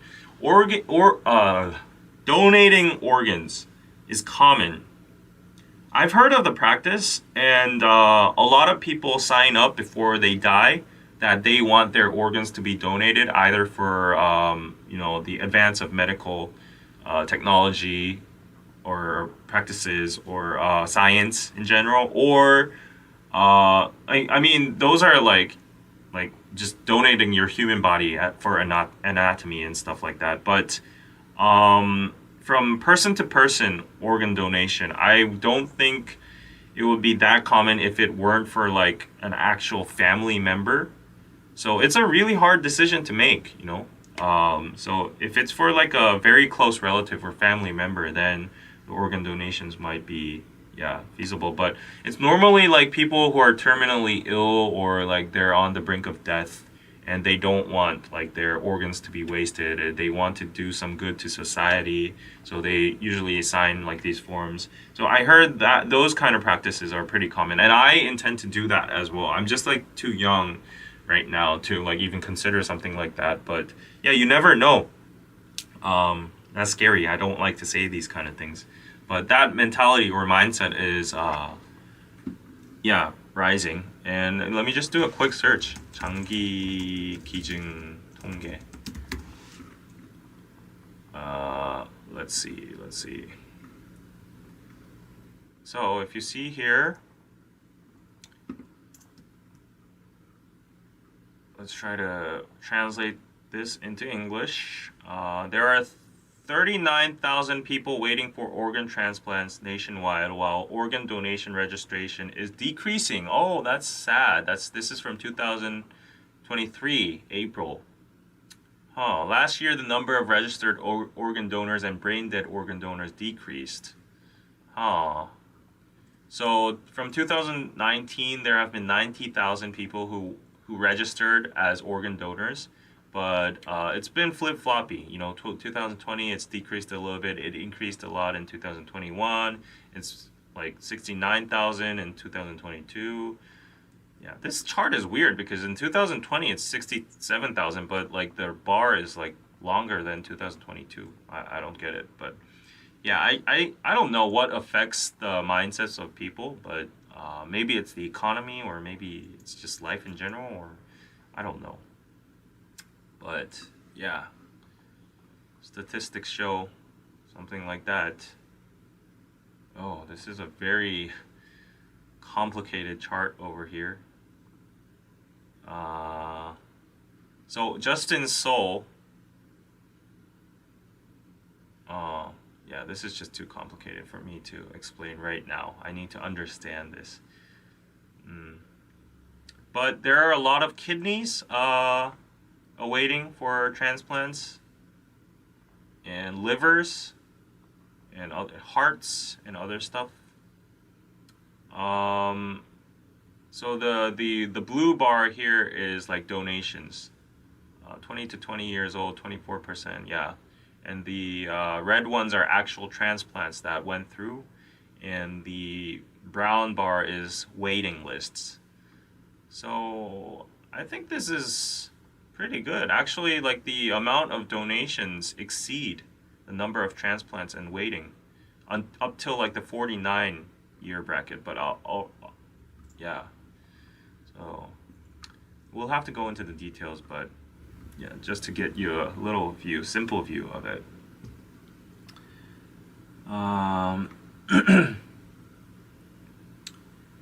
Okay, so wow, I think it's been 3 hours now. Oh, wow, I need to go get lunch, guys. Yeah, sorry, but 360 people still watching. So anyways, guys, thanks for tuning in. It's literally been 3 hours and 15 seconds. So it was nice to chat with you in a while. I'm really working hard on editing the KPC episodes. There's been so much work with this new business and stuff, but I'll try to get one uploaded within next Tuesday. Yeah. Okay. So I'll see you guys hopefully next week with another live with Anna. I'll go get lunch. Thank you everyone who sent super chats today.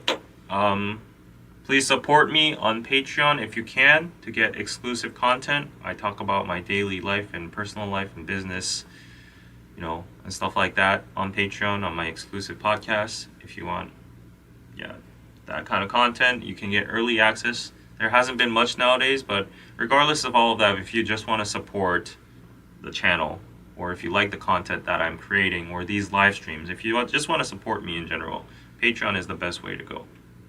So up to from $5 to up to $20. Yeah. Anyways, send the charger. Okay. Yeah, I almost forgot that. Okay.